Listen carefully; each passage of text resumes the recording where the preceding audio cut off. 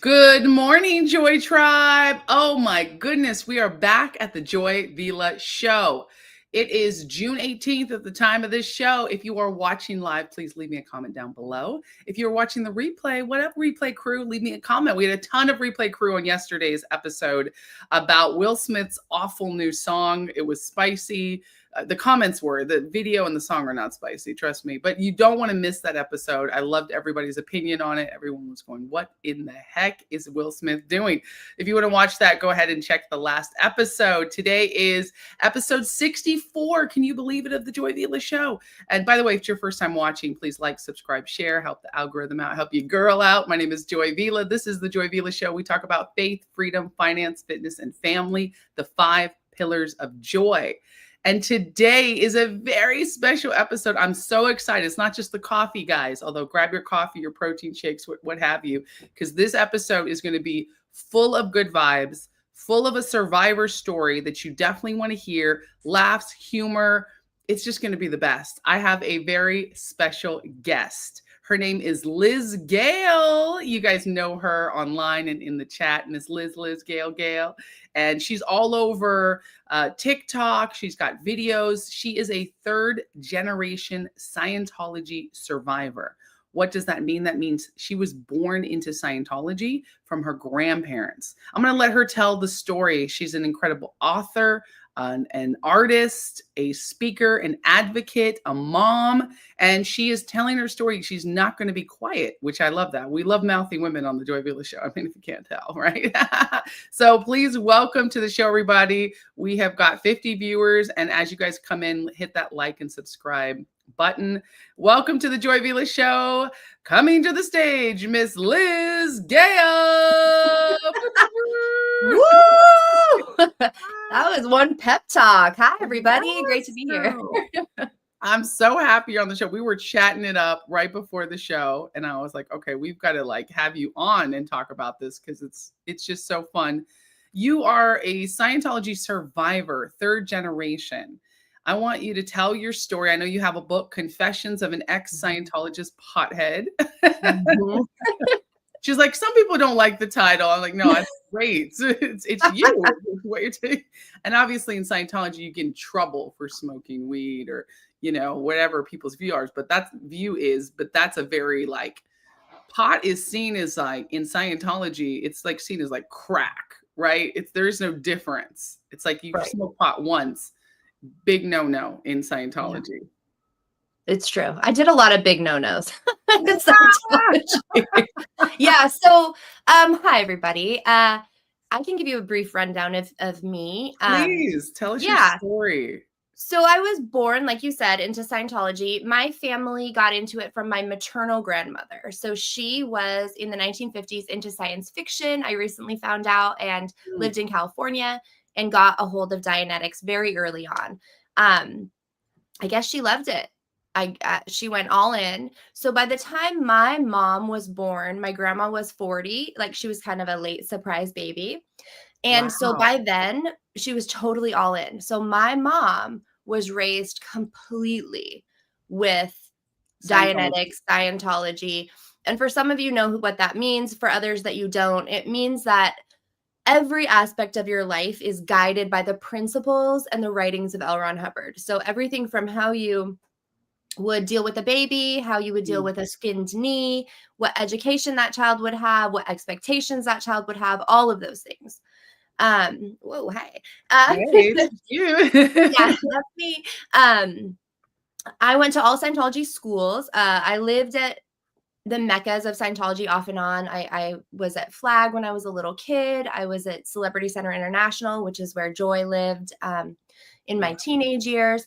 So I was just a public, right?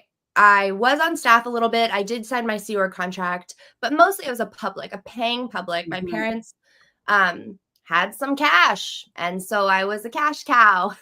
And I was. Wait, what does that mean, cash cow? Well, it means that when I would run into developmentally appropriate issues as a child, they would send me somewhere, either a Scientology church or a Mace Kingsley, a third party that does Scientology, like under the umbrella of the church, and they would pay for me to receive services to, you know, fix me or Right, whatever it was. right. I want to say too, I mean, that's pretty normal for parents, right? Who want to help their kids. They think that Oh, they're helping their kids. yes. So it's like, you know, they paid for your services. I mean, Mhm. you know, for the audience who's just tuning in, see, I was in Scientology for 15 years, 23. So I ended up paying for my own services, but they're extremely expensive. And then I got married and my husband helped pay for my services. And then I made money. I paid. But in Right. Scientology, you're always paying for services. So you have to figure it out because it's a big thing. It's like it's over your head because it's not like it's like, all right, it starts with a $50 course or a $100 course. And then it becomes, you know, $2,500 for the next course, Right. $5,000 for the next block of auditing, or 3,500. Different churches, different places have different prices, but it's not cheap, guys. Scientology, but most people know that, but it's so expensive. So your parents paid, I mean, a parent would pay for, you know, fencing lessons, horseback riding, art lessons, right? Ballet. Instead, your parents are putting you in these courses and these sessions where you're getting, you know, confessional sessions and different things, right? To try to handle you. Could you mind saying like some of these things that you developmental things? Was it just normal stuff, or did you have some things where it was like, oh, she's becoming a problem child? I kind of feel like you were a bit of a problem child. Oh yeah, for sure. So I give the problem child vibe, Joy. Problem child. Yeah. You know, it's kind of ridiculous in some ways. There's a lot of cognitive dissonance because in Scientology, how do I explain this? So I went to an elite Scientology boarding school. I went to the Delphian school at 8 years old. So before that, I wouldn't say I was as problematic before that, but honestly, something happened to me. I'm not even totally sure what it was, but I was safe and then I wasn't safe. And once I wasn't safe, I did become problematic. I actually, now, like that I'm older, I have kids, I look back and I've had some counseling. I used to do this thing where I would become so problematic that wherever I was, because I was rarely at home with my parents, one of my parents, my mom usually, would have to be called and she would have to come.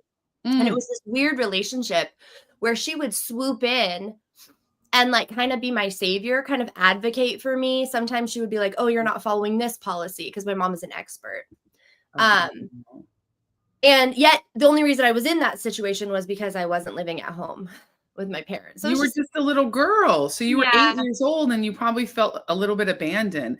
I am very much against boarding schools. I lived in Europe for years. It's very common over there. And I just kind of go, what? I get it if the kid is maybe like 15, 16, high school age, and then moving into college and it's some sort of preparatory, you know, prep school to a big, that's right. Prep school. I can get that because you're a teenager and teenagers kind of want to live on their own anyways at that age. You know, you get like those, you know, hormones and all this stuff. But an 8-year-old is a baby girl who needs to have her mommy and daddy with her. I know. It's so sad and hard to think about. My brother was also sent to Delphi at the same boarding school at 8 years old.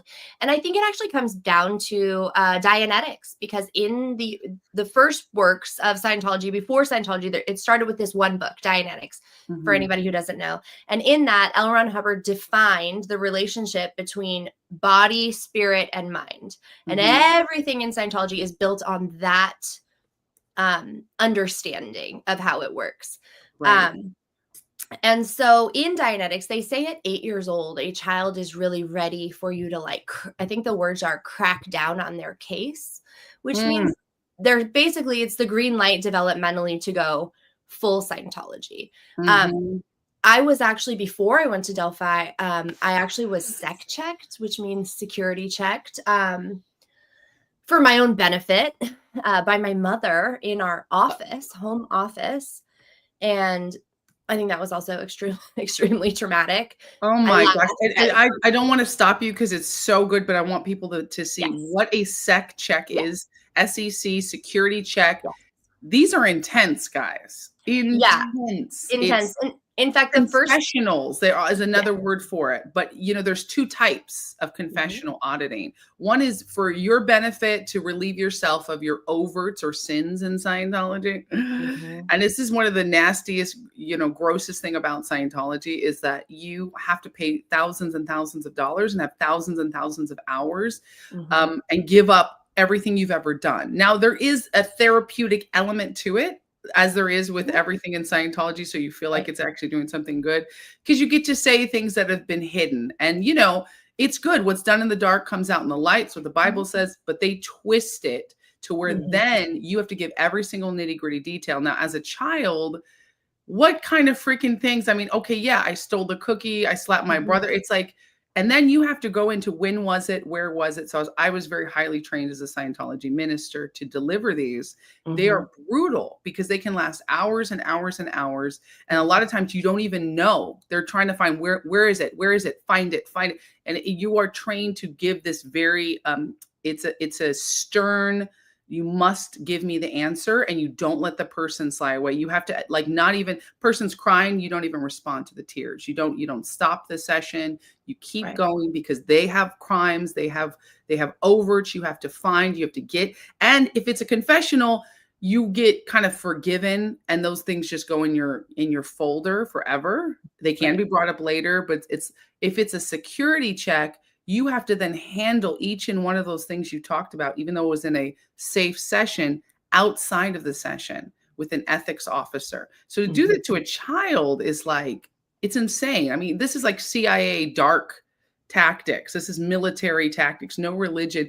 Even Catholics who have confessed to a prince, I mean, I guess you say Hail Marys. I'm not Catholic. I understand that you say this to someone and then you don't have to then face the person and write up tons of things and read all these references.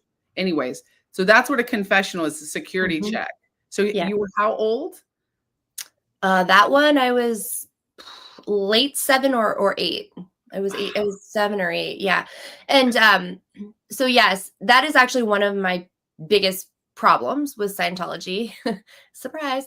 And I think it's a good talking point because it's ridiculous. But then the security check for children is actually designated for children 6 to 12 years old. It has 99 questions. And so just like Joy said, you're sitting still holding the cans of an e-meter because you need to have an electrical current from that device going through your body. Which means as a child, you're actually, you are expected to sit very, very still for long periods of time. It took, I think, over a week. Honestly, I don't remember, Joy. I honestly don't remember all of it. That makes sense because I don't remember a lot of my sessions. And that's what's so worrisome about this, Liz. It's like they tell you, they indoctrinate you and tell you, we want to make you more aware, to make the able more able. And we don't use hypnotism. That's the bad guys. But I feel like I was hypnotized in those sessions because I would come out blank with this weird euphoric feeling, this relief, but I can't, I mean, you could put me under a freaking microscope and say, what did you say in those sessions? And I would probably remember like 3 or 4 things after 15 years and thousands of sessions, thousands of hours. Right. Crazy. So you don't even remember what was happening or what was said or what you said. I mean, I remember bits and pieces, but I don't remember the whole week or, and we had, so in Scientology also, like Joy said, you're putting everything into a folder. And then in my family's case, okay, this is where I get a little, you guys are going to hear me have a little cognitive dissonance here. You're going to hear me rattle around. I'm still working this out. Absolutely. And everybody be kind in the comments because Liz is a survivor. So, and my audience is kind. They know I've been telling my story, my testimony, and any haters will be blocked. So be kind because people who haven't been in Scientology don't realize how strong the pull is, how much they isolate you and indoctrinate you and coerce you. And she's a child. I was 23 and I felt all that. She is a baby girl. Okay. Kids born into Scientology have zero control over what they're taught and what they're forced to learn and what they're forced to do and obey and live by. So this is a serious cult satanic programming. So everybody be fine. So go, Liz, speak your truth, girl. I believe that my mom thought she was being the best parent she could be because she was like believing that through Scientology. And this is where I go back and forth because sometimes I'm very angry at her and I think she must have known, this is awful. Mm. But my instinct says she was raised in this to believe, like she did the first OT8. She was actually on the maiden voyage of the Free Wind. So for anybody who doesn't know, Scientology has high confidential levels that are only given on a boat, and you have to go there. You have to be invited. A cruise ship. Yes, a cruise ship. My mom was like so involved. She was on the maiden voyage. Like when they actually put that cruise ship out in the water for the first time, she was there. That's She a did the huge thing. first in like 1989, the first OT8. So she was at the very top of Scientology's Bridge to Total Freedom in 1989. So my whole life. Oh my gosh. And that's the one where they tell you where L. Ron Hubbard said that he's Lucifer and he's trying to stop Jesus from coming back because he's part of the Markabian. He's an alien implant, Jesus is, and that the Bible is kooky, but it got one thing right that Lucifer exists, but he's actually the good guy, and that's L. Ron Hubbard. Right. And that's the truth revealed. And that every single session you've been in, all the alien bodies you had to audit out and all the alien incidents, now you go through them and you find out which ones are your actual lifetime. And then that's the truth revealed. Wow. And you pay to get to, I don't know by those prices in the 80s, but in 90s, but now it would be about 350,000 US dollars to get to that level, give or take. Yeah. You were born to your mom who already had reached that top of the bridge. Yes. And I just want to be super clear with everybody that she did so much of that before she, when her children were young, because she truly believed that she was giving us the best chance. Yeah. So as insane as it sounds, to security check me before sending me off to boarding school was for my benefit, because it was to, release me, unburden me, so that when I went there, I had a clean, fresh spiritual slate. Yeah. Which is hard to, as my healing has gone, and my I'm a mom, like you mentioned, and when my children hit these ages, sometimes it throws me back to it. I have a 10 going on 11-year-old son, and sometimes he is age appropriate. He is great. But if I sent him off to just feed himself, do his laundry, take care of himself, get everywhere, do everything, it would be a challenge. I mean, when I first went to that boarding school, this is kind of embarrassing, but I'll tell you guys, I had never been constipated before, and I didn't know what it was. And I was like, something's wrong with me. And you have a parent teacher. So I had to go to this lady who I'd kind of just met and like talk to her about this. And I was really embarrassed. This turned out to be the lady who helped me when I got my first period, taught me how to shave my legs. I lived at boarding school, guys. I grew up there. And anyway, long story short, guess what? You can't eat white bread and butter every meal of the day for a week. Shocker. I didn't know these things. You were just a little girl, and that's comfort food. You wanted comfort. I did. And it smelled good. That I will say, of all the things at Delphi, their fresh bread, like I was like a little, like a little, the cartoon where you float by your nose. Like, oh yeah. Girl, I love me some bread too. I love me some bread. They didn't have real butter though. So I think if they had real butter, I would have gone insane and I would have just never stopped just eating butter out of the tub. Yeah, but that crappy margarine snapped me in my senses. Anyway, so it's things like that. These developmental things that if you're not preparing a child from birth to take care of themselves at 8, they don't have the skills. They don't. And I would say also there's skills that you learn as you raise your kid. I would never think I had a stepdaughter who's a Scientologist. Unfortunately, my ex-husband's a Scientologist still. And she's special needs. And she came into my life at 8. So she's special needs. She's autistic. She's some developmental, like very extreme on the spectrum. Could not look me in the eye when I met her. Couldn't speak, would only say a few words, she was 8. But even getting her up to the level where she can basically, tie her own shoes was very hard. She never progressed past 8, basically. She got better, but she stayed like an 8-year-old, and now she's 19 and she acts like an 8-year-old. And I mean, that's what the doctor said. She's very developmentally 8, and that's not being able to take care of yourself. Right. So when we talk about an 8-year-old, that's not a 12-year-old even. Kids change so much in 1 Right. year. 8 is very much, I still need mommy and daddy. I still need to learn things. And even if your parents taught you every single thing they could by that age, there's going to be things you need to learn, like your period and body things, and that you need parents to be near you. Yeah. Yeah. And I didn't get abandoned as a kid, would you say? Yeah, for sure. Not just that, but I think that the school was not really a safe place for me. I wasn't like horribly physically abused there or anything, but it wasn't a good place for me. It wasn't a place where I felt safe, heard, seen, cared for, or had an advocate. And I'm surprised and irritated that does still affect me to this day. Those feelings, that type of fear that it's still in my body. I'm still working through it. And it's not just the 8-year-old thing. That happens a lot. From my experience in Scientology, like you said earlier, you don't have the agency to say no. You cannot say no to these things. It's not an option. And if you try to say no, you might have heard stories of other survivors like biting or kicking their way out of these. If you really, really want to get out, maybe there's a way, but it will put you in a lower, like you'll get in more trouble. Oh yeah. No, kids can't consent. Kids cannot consent. And this isn't the same thing as a religion where you're taught an idea. Right. Religions and cults are very different, because a religion, you're taught an idea and you do go to church and you do pray and you do certain things that, follow your religion, whether you're Christian, Jewish, Muslim. And there's a lifestyle to some, many religions, but it's more of a heart change and a few things. A cult is where you must do certain actions, and Scientology is all about doing. They talk about doing this action.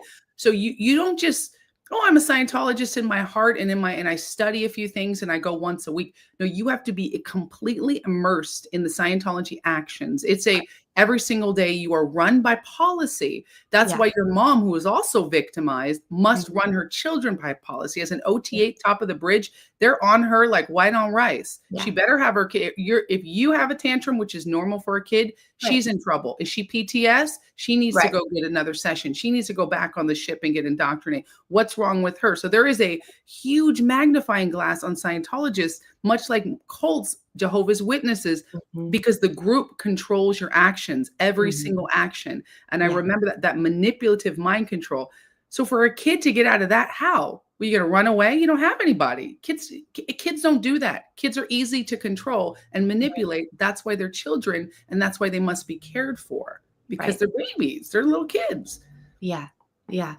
And the world's just almost, I feel like, getting more complicated and creeping into our homes more with our kids. I feel like they almost need us more than ever. Absolutely. They're precious. Yeah. They're precious. And that's why I do believe it takes a village to raise a kid, because if any child you see, you have a responsibility to help them, to see if they're in distress, to talk to them, to listen to them. They don't have to be your kid. Well, I don't want to.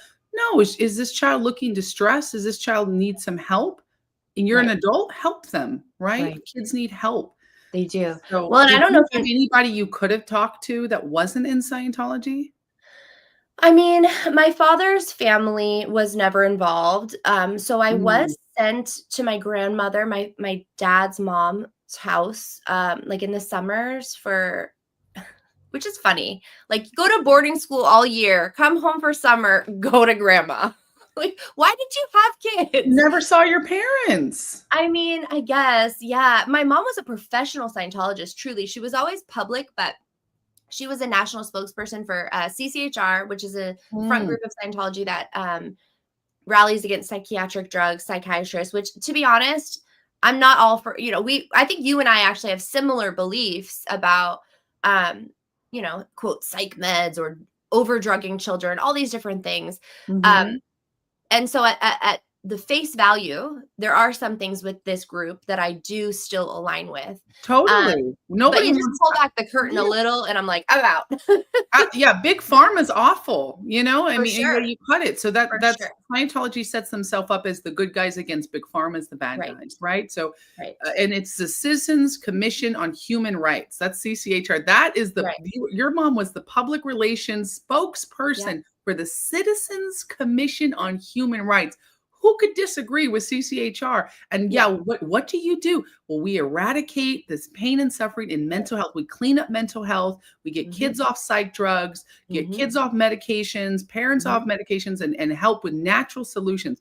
Everyone can agree. It's just like these front groups for any dark, satanic, demonic or, a coercive group. They always have a front group that shines something very light. And I agreed with all the front groups and I still agree with them. The problem is they're front groups. They don't actually do what they say and they don't actually clean up mental health unless it benefits Scientology. And they use it to both manipulate the public so that you'll be drawn in and manipulate current Scientologists so that you'll give money. Oh, well, look what we're doing. We need another 50 grand. That's right. That's what they would do with me. I'd be crying. Oh, because help the kids here. Let me write a check. It's all abuse. It's all abuse and it's abuse at different levels. But at a child level, there's zero excuses for what Scientology does to children. I'm so glad you're sharing your story. Don't let me interrupt. No, you're passionate. I'm like, I get upset at this. I love it. So after Delphi, actually, my brother was very smart. I'm smart. He was computer smart, book smart. He was like a poster child for the Delphi education. He graduated at 14. He got accepted to MIT at 15. Then he left. And I don't know if you know Sky Dayton. So Delphi is the boarding school I've been talking about. That's what I call it Delphi. You can Google it. It's called the Delphian now. But I'm going to keep calling it Delphi, just so you guys know. Another graduate, he started Earthlink, which was an internet provider, internet startup. And my brother basically worked on the first Internet Explorer, right? So he was like at 15 and he, it's really crazy. I don't want to get into the weeds too much, but a highly Scientologized workplace for him. And he was a minor, but he got emancipated. I found out he was getting security checked at his work. Just very Scientological. And that's common in a Scientology workplace. Half of Clearwater runs their businesses like that. That's just American Power and Gas, which is run by Scientologists. They literally, what's his name? The main donator for American Power and the owner. And you can invest in American Power and Gas, they're a multi-million-dollar company, and they have course rooms. Flag actually shuts down whole course rooms for the owner of American Power and Gas. I'm forgetting his name. I blank out on some of these names. I knew him very well. I don't know his name. Multi-million-dollar donator, Michael something. And they would have a whole course room where the people who work for him would go and study Scientology. Like 300 people. And at Flag in Clearwater. And these are not Scientologists. So imagine your boss is like, now we're going to go take this course. It's for your own good. And of course you're going to take it because you want to keep your job. Like that's what and I think that happens frequently, actually. So I went to a parents thing at my son's college and I don't talk. I'm not just like, hey, I'm the next Scientologist, everybody. Like, this is my jam. But it did come up in conversation. You don't have like a little button, Scientology? Right? How I stayed. I just wear a shirt that's like, those PIs are with me. I'm with stupid. And then I'll just be like, that's stupid. Oh, hilarious. Oh my gosh. That's actually funny. You should have a t-shirt that says that. One of the moms I don't know what industry she's in, but super professional, obviously doing well lady. She flew out and, they've rented a house for everybody and stuff. So I think they're doing well, career-wise. She said, my boss flew us down to Clearwater. We had to do some courses and then they were supposed to stay 2 days after. She said, we were so creeped out. We called and we were like, we want to leave. Can we leave early? And their boss was like, of course you can leave early. And hearing that story, I didn't say it at the time, but I was just like, wow. first of all, she's a grown woman. She can go book a flight on her own. It's just she was sent there by work, so she was, trying to play nice. Of But course. yeah, she was like, it was so creepy, and I didn't. No, that is creepy. And by It the was way, I weird. think a lot of people gaslight adults in Scientology too, like Yeah, saying, you're in a grown-up, you could have walked away. Yet technically, just like a kid right, can physically walk. The mental right, manipulation, torture, this is why the FBI and the police, they need these stories because right, it's like, okay, were you raped? Were you right, SA'd? Okay, no, fine. That's a lot of them, it's just so black and white. And they right. think, well, why hasn't Scientology been cut down and shut down and taken Mhm, the IRS tax exemption status mhm, away? Well, because they need more of these testimonials, these stories, which, by the mhm. way, down below, you can email your Scientology survival stories. There is a law firm, I just want to say quickly, that is taking on the case, Andrews and Thornton. And the emails are down below. You can screenshot that and just please email your survival story, no matter how little. Did they just take money and not give you what they promised? Well, that's illegal to promise Right. something and not deliver it. It can be as simple as that to the extreme cases.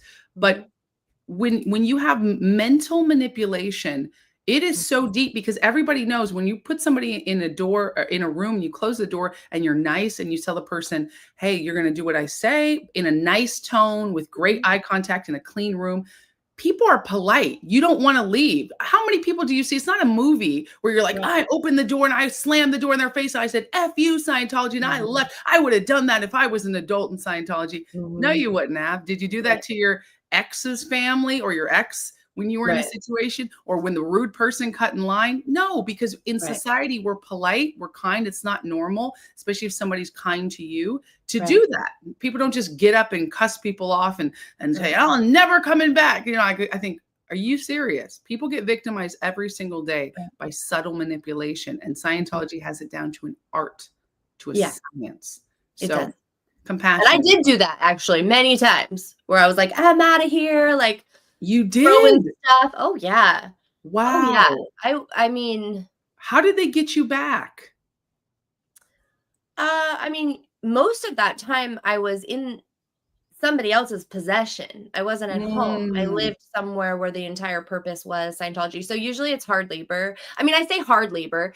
It wasn't as hard labor as the sea work, but basically work. You know, I'm at boarding school, you do scullery or Mm. what's funny is as I've gotten out and I'm older and I've talked to more people, my boarding school actually ran just like the Sea Org. We had this like the musters and the bed checks and all the different terminology and Mhm. the restriction and all these different Mhm. things. Um, because it was a great, I mean, it is where it is the prime place to indoctrinate, So if you It did get is. somebody out of Delphi, they were ready to be an executive in Oh Scientology. my gosh. Literally, it's the Sea Org prep school. It is. And Tom Cruise's nannies, John Travolta's nannies, it is also a nanny pool. Um, Ooh, because according to wow. Scientology, you can't if you're a true believer in Scientology, you would never trust your child with somebody who wasn't a Scientologist. Never. That's right. So, You have um, to, and that's what yeah. the cult goes so deep. It's every single person around Scientologists, like you said, who are a true believer, who've been Mhm. in, they hire people from Scientology and they hire Sea Org ex-Sea Org members, right? Yeah. When you leave the Sea Org, you have zero skill. You have skills that you learned in there, but it's not like you get certificates. It's not like Right. same with Delphi, I'm sure, right? It's not like you learn these skills and could you apply them? I guess you could apply them in the outside world, but it's not like you got a did you get certificates of this, and this? Was it No, useful? I'm trying to think. No, not specifically. We did all the what am I going to say? The study technology, like the basic study Mhm. manual. There's all these courses that you do to learn how to study in Scientology. We did all of those. Actually, the curriculum. This is something I'm going to tackle, and I'll just briefly summarize. But basically, this particular school is not technically associated with Scientology anymore. They Mm. just follow and use L. Ron Hubbard's philosophies and written works on integrity, ethics, so all these different things, which literally means that their curriculum is studying L. Ron Hubbard's quoted technology, like quoted articles, different things, the very same things that are part of Scientology scripture, but they package it and sell it as secular. Wow. And Like the way to happiness. yep. And it bothers me. It really bothers Yeah, me. because it's a front group. Yeah, the way to happiness, I don't have so many problems with, because I'm like, these are all really basic things. Like, don't be promiscuous, or I don't even know any others. That was the one I had to read all the time. Oh yeah, I became a happiness rundown auditor, so I Okay. know it very well. Right? Don't be promiscuous. Respect your parents. Be temperate, which is don't drink too much alcohol. Right? Honor and respect your parents. A government run by, for the people, for all. Basic tenets that they take from the Constitution and the 10 Commandments. And he repackaged it, took out God, took out anything that's religious, and calls it, like you said, a secular, a non-religious moral code. Now, these are good morals. The thing is, Scientologists run their life by good morals. Individually, you really will meet a group of people who are very clean cut, honest. Yeah. They're forced to be that way, though. That's the thing. It's a culture of treat others as you'd want to be treated. There are some very good things within that culture dynamic, but that's like all cults, right? They have this way of life, but it's also such a high way of life that it's very hard not to break those things. And when you do break them, there is quite a punishment for it. Yep. High expectation group is when I first heard that, because the word cult gets thrown around so much. Sometimes it loses what it means. And but I really like the high expectation or high control group, because it is that it's this constant expectation that you fail at, because it's either not developmentally appropriate. It's just it's not an appropriate expectation. And that's a really good point, Liz. It's set up for failure. High coercion, high control group. I love these things, because it's like, it sounds good and you want to meet those expectations, but then like a child, how can they meet those expectations? How can somebody who, and it's not set up for different cultures. Different cultures have different morals and different ethnic expectations and different things. And there is there's the law, don't break the law, that we have. And then there is a moral integrity thing that every individual has. The problem is Scientologist tells you what that's supposed to be. Scientology tells you that. They say, oh, you have your individual morals, but you never really do. Because if I were to say, well, it's my moral to be able to, pray and go in session, and great, can you not pray while you're in session, because that's mixing practices? Like, but that's my integrity. No. Well, we need you to run it the way we want. Oh, no, you can be Christian. You can do what you want, but you need to do it our way. You can do whatever you want as long as it's what we tell you to. Oh, I heard so many versions of that. Like, I really want you to say whatever you want, but you should probably be careful saying that. Like, tell us more of those subtle, because it's so good for people to hear, like you said. Oh yeah, it's not like, oh, they're wearing, they're like ritualistic, cutting people. People think that, and it's a very extreme version of it. No, these are subtle control manipulations. What other things do people say to you to get you to do it? Well, I think one of the big ones was always like kind of talking you up, like you're a big being, you're a high-toned Thetan. These are like Scientology compliments.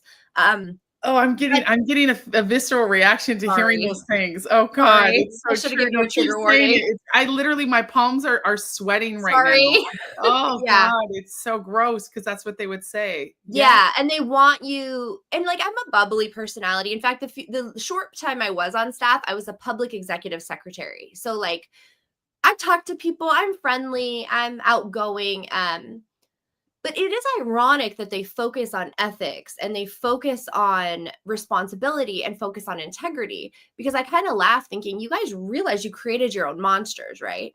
Like, you literally, okay.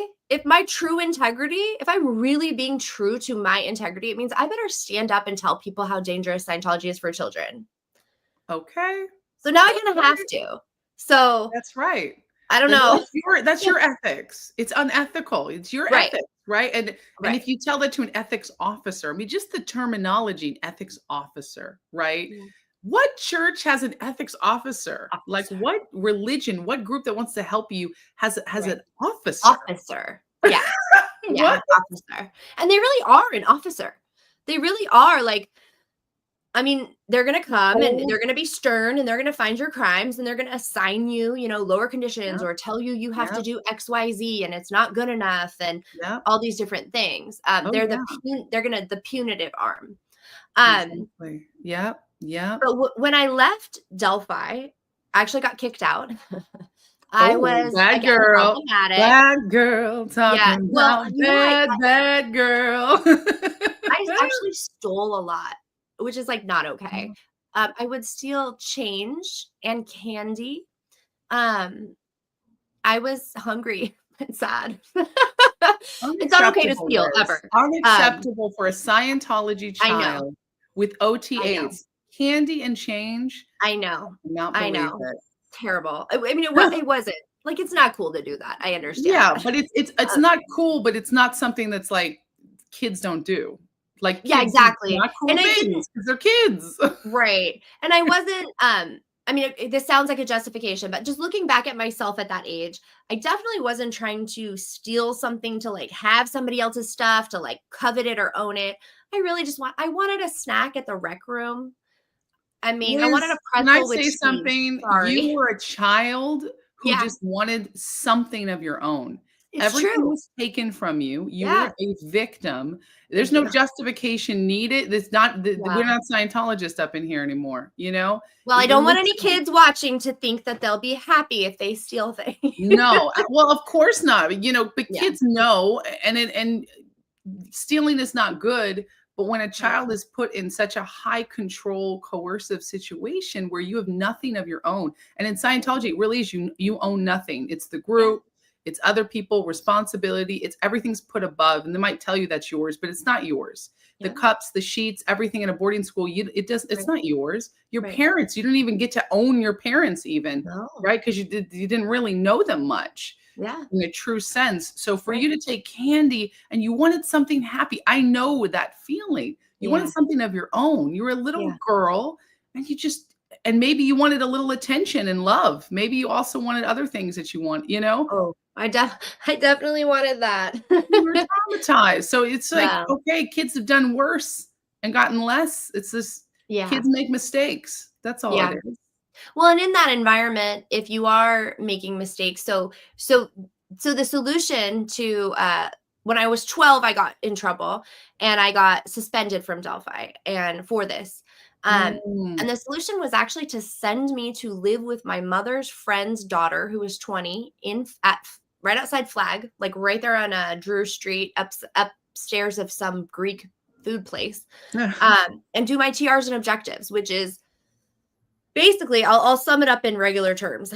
I get in trouble at boarding school. My parents' solution is to send me to live with somebody else, pay not just my room and board there, but I think it was like $3,000 or something for my TRs and objectives. So every day I would wake up, I would go to Flag, walk down the street, go to Flag on my own, and I would do with my partner, I would do training routines for hundreds of hours of just back and forth where I would do her, she would do me.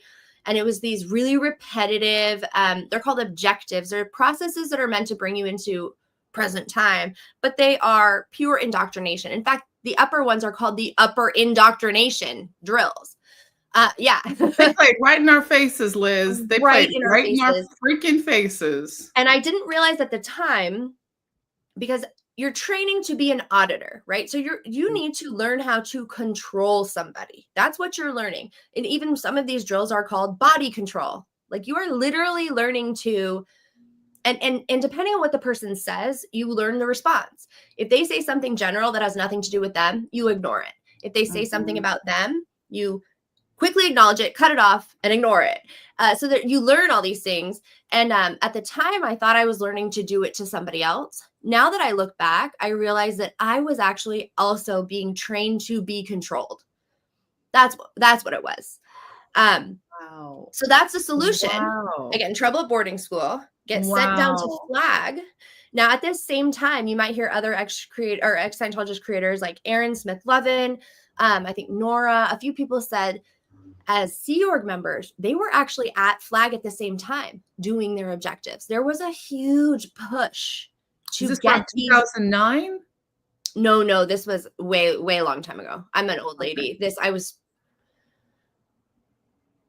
late 90s, Late 90s. night. Oh, wow. Yeah, Yeah. early on. Yeah. Not even late 90s, mid 90s. So I'm 12. I'm like away from my parents. Why? Who knows? Who knows? Probably because I was an adult in a little body and I could handle it. I mean, you've been on this planet for thousands of Right, lifetimes, Liz. You should right. know better. You're supposed to remember it. Yeah. You've gone through sessions. Right. Well, and I'm a past life Scientologist, so I Yeah, really should know. I you mean, I really should should be like, already know everything. Yes, yeah, they exactly. should be able to show me the new renovations in the building and be like, this is where you're at. You're good. But And just on that note, the insanity is so real on that I thought I actually was a past life Scientologist. I had hallucinations that I did that I could remember. And I mean, you know, as a believer in Jesus, I believe in the spiritual gifts. And I also believe in demonic gifts as well. Like they're not gifts, but in the spiritual realm, there is certain things you can pick up, and there's monitoring spirits without getting too much into that. But there's certain, how psychics and visions and all this stuff, there is a witchcraft element, because I clearly have memories. I had memories of what St. Hill used to look like. And I could even say there was an office here, there was this. And I was talking to my auditor in St. Hill who had been alive during that time. He's in his late 70s, and said, yeah, that's how it used to look. I still, to this day, I'm like, those were implanted witchcraft spell casting with the repetitive techniques. There's just no explanation in the logical world. How could, unless he was just lying and saying that just to make me feel, but he's also victimized. See, everybody who's auditing you, just like Liz said, that was so wise what you said, is you said, not only were you, okay, I'm going to train to be an auditor, to use these techniques, to speak, to control speech, to be able to have knowledge, control, responsibility, make that person sit down on that chair, get up, deliver the thing, cut their communication, make them answer a question. I learned all these things too. Every Scientologist is supposed to learn these things. And it's hours and hours every day for a 12-year-old, unbelievable. And then, but you're not only just controlling the other person, but you're also receiving that back. Right. It's called your twin. That's why your partner, you're twinned up on this. Right. So true. You think you're empowered, but you're actually now manipulated. Because when you say, okay, sit down in that chair, and you tell somebody to do that and they do it, it's like, see, I'm in control, but they're telling you to do that. And you're seeing, okay, if I tell someone, then I have to do it too. You're now playing by their rules. Right. It is the sickest, most twisted thing. And this is why I talk about that it's witchcraft control, and they call it a science, because this repetitive, like you said, controlling bodies, they call it control, indoctrination. 8C, controlling bodies. Yes. Literally, it's they played in our faces. They freaking played right in our face. And we said, I remember being like, indoctrination. I don't like that term. Okay, indoc, but you know, but I was like, why do we have crosses? Oh, well, that's just how it, and they always weave and deceive and tell you some blah blah blah pattern to explain it away. But please, what are your material state? Get back to the exercise, right? They don't let you think too much. So sorry for that tangent, but I just it's good. Yeah, it's important. Really important. And I think the younger you are and you're presented with these experiences, the more dangerous it becomes, in my opinion. Those are your formative years at 12. They are. They really, really are. They really are. So I ended up going back to Delphi, but then I left again because it didn't fix me. Surprise! I was and you know, still a bad girl. Well, you know, my brother had kind of he was good. So he conformed. So I had a lot of extra chances because I was his little sister, Phil's little sister. And I am very smart, but I am rebellious. I don't know why. I just am. So when it comes to fight or flight, like I will fight. And I don't love that about myself, that's still the way I am. But it did help me a lot during those times. So finally somebody asked me, it was like, I had actually stopped seeing the student ethics officer at Delphi, and I had moved to the staff ethics officer, a higher trained ethics officer, so they could deal with me. And of course, I was doing hard labor. I was writing my OWs. I was getting meter checked at school at, all the way from 8 until 12. I had my first kiss, trouble. And what is the response? Writing up all of my crimes, which of course included this crush I had on this boy. And how could you, Liz? How could you have a crush on a boy? I know. And how dare I, have my first kiss with this boy, like under the tree. And I told somebody, and I told my friend Rachel, and she wrote a KR on me. And of It's a course, I got, knowledge report, yes, by the way. It's a snitch culture in Scientology. snitched me You better out. snitch or you'll get Yeah. snitched on. Yeah. For the record, I didn't snitch on all her business, just so you guys Ooh, know. she was a hoe. No, I'm just kidding. Yeah, so I can still write a KR on you, Rachel. No. Yeah, Rachel. Yeah, Rachel. No, Come she's on. actually out now, and we've Oh, had a praise laugh God. about I'm it. so glad. We We've love had you, a laugh. Rachel. Just kidding. Yeah. You know what else I got to see once? Another friend of mine who went to Delphi, she has actually her PC folders, which is wild. How And she did sent you me a get her screenshot folder? once where we She were has the 9. folder? Yeah, she does, because her mom was her ethics officer, and she basically was house sitting and took them. I'm Yeah. so proud of her. I would love to have my ethics, my I whole know. folder. I was thinking about that at some point, where it's like, shouldn't I be able to subpoena them for my folders, especially when I was a child, or have or have a psychologist, or have, like, there's got to be a way where it's like, I give consent for my folders, but they'll just lose them. They They'll can't lose them. afford. Exactly. They'll say, we don't keep records that far back. That's what they'll do. Right. They'll lie. Right. I mean, but it's you'd have to have somebody on the inside that's actually come out of Scientology, but is secret. I have a $15,000 e-meter still at Tampa.org. I'm Oh, like, if I can find somebody who could sneak it out and just be like, right. because it has my name on it. They probably did something with it now because I'm Right. for sure SP. But I would love to have that just to show people how it works, not because I Right. want to use it, but I'm just like, oh yeah, I got rid of all my Scientology books. Right. And I kind of regret that because I'm like, I could show you guys now, look at this. But it's whatever, right? It's just, woulda, coulda, shoulda. But the folders have a lot of intense. I mean, it's just going to be BS. It's going to be from Scientology's where you were at and what should be your next step, but they write every single thing. They write. But they have my writings too. My like, and that's what I want to see. Like, where was my head at as a little kid? I'm, your curious, success stories, your coerced success stories. Yep. And my OWs. I would love to show that to the world. I was so ashamed when I was little writing those, like, I stole a piece of gum. I took 50 cents from an ashtray. And I'm not proud of those things now, but like, I would be more than happy to publish those and say, hey, I'm like 9 years old writing these things down, and they're kept forever. That's insane. In fact, you can say that though. You can, because it's true. Your testimony, your confession here, your testimony in that is true. Like this is what we're making kids do. And I thought it was healthy at the time too. Even though when I did overcoming ups and downs in life was my first course, and then I did personal integrity. Personal values and integrity. That's the course where you write down your overts and withholds, the beginner course. And then it goes way more intense to get you indoctrinated and set up.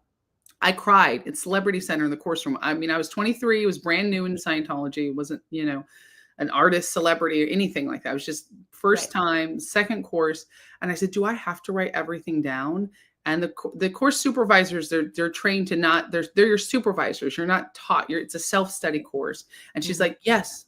Super cold older lady who stat pushed like a mofo, got you to do all these courses and stuff. And I remember I cried. It felt so wrong. And I felt so violated because I'm like, who's going to read this? And they're like, just write it down. Everybody. I know it's so bizarre. And I can't imagine if I was a child. And that's what you feel. You feel violated. Yes. And as a child, some of the, again, age appropriate, natural things that you go through, puberty, body stuff, even just naturally, like, your body changing. I had actually mentioned this to somebody earlier when I was there, when I was 12. I was very flat chested and I wanted boobs. I just really wanted them. And, that was a button, as they call, like something that I had attention on. And so when I did those at Flag, those training drills, part of it was to, quote, flatten me on my button, which means getting teased in a controlled setting where I had to sit, this, Joy, but you have to sit with your feet flat on the ground, very still with your hands down, good posture, and you can't flinch, you can't suck your breath in, you can't respond. And so I had a parade of individuals, starting from a young friend twin, eventually to grown men, sitting 3 feet away from me at 12 years old, talking about my breasts.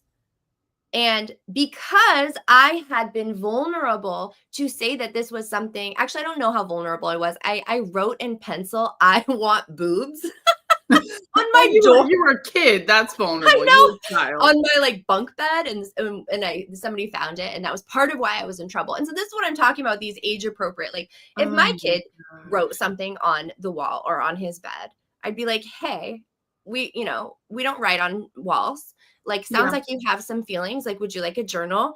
Here's a spray bottle. Please wipe that off the wall, and like let's move on with our lives. It's not that big Yeah. of a deal, you Yeah. know?" Yeah. But it is a big deal when you're in, when it's in Scientology, and if it's something that the child feels badly about or has attention on, that's in an effort to, quote, help them, they're gonna like blow that wide open.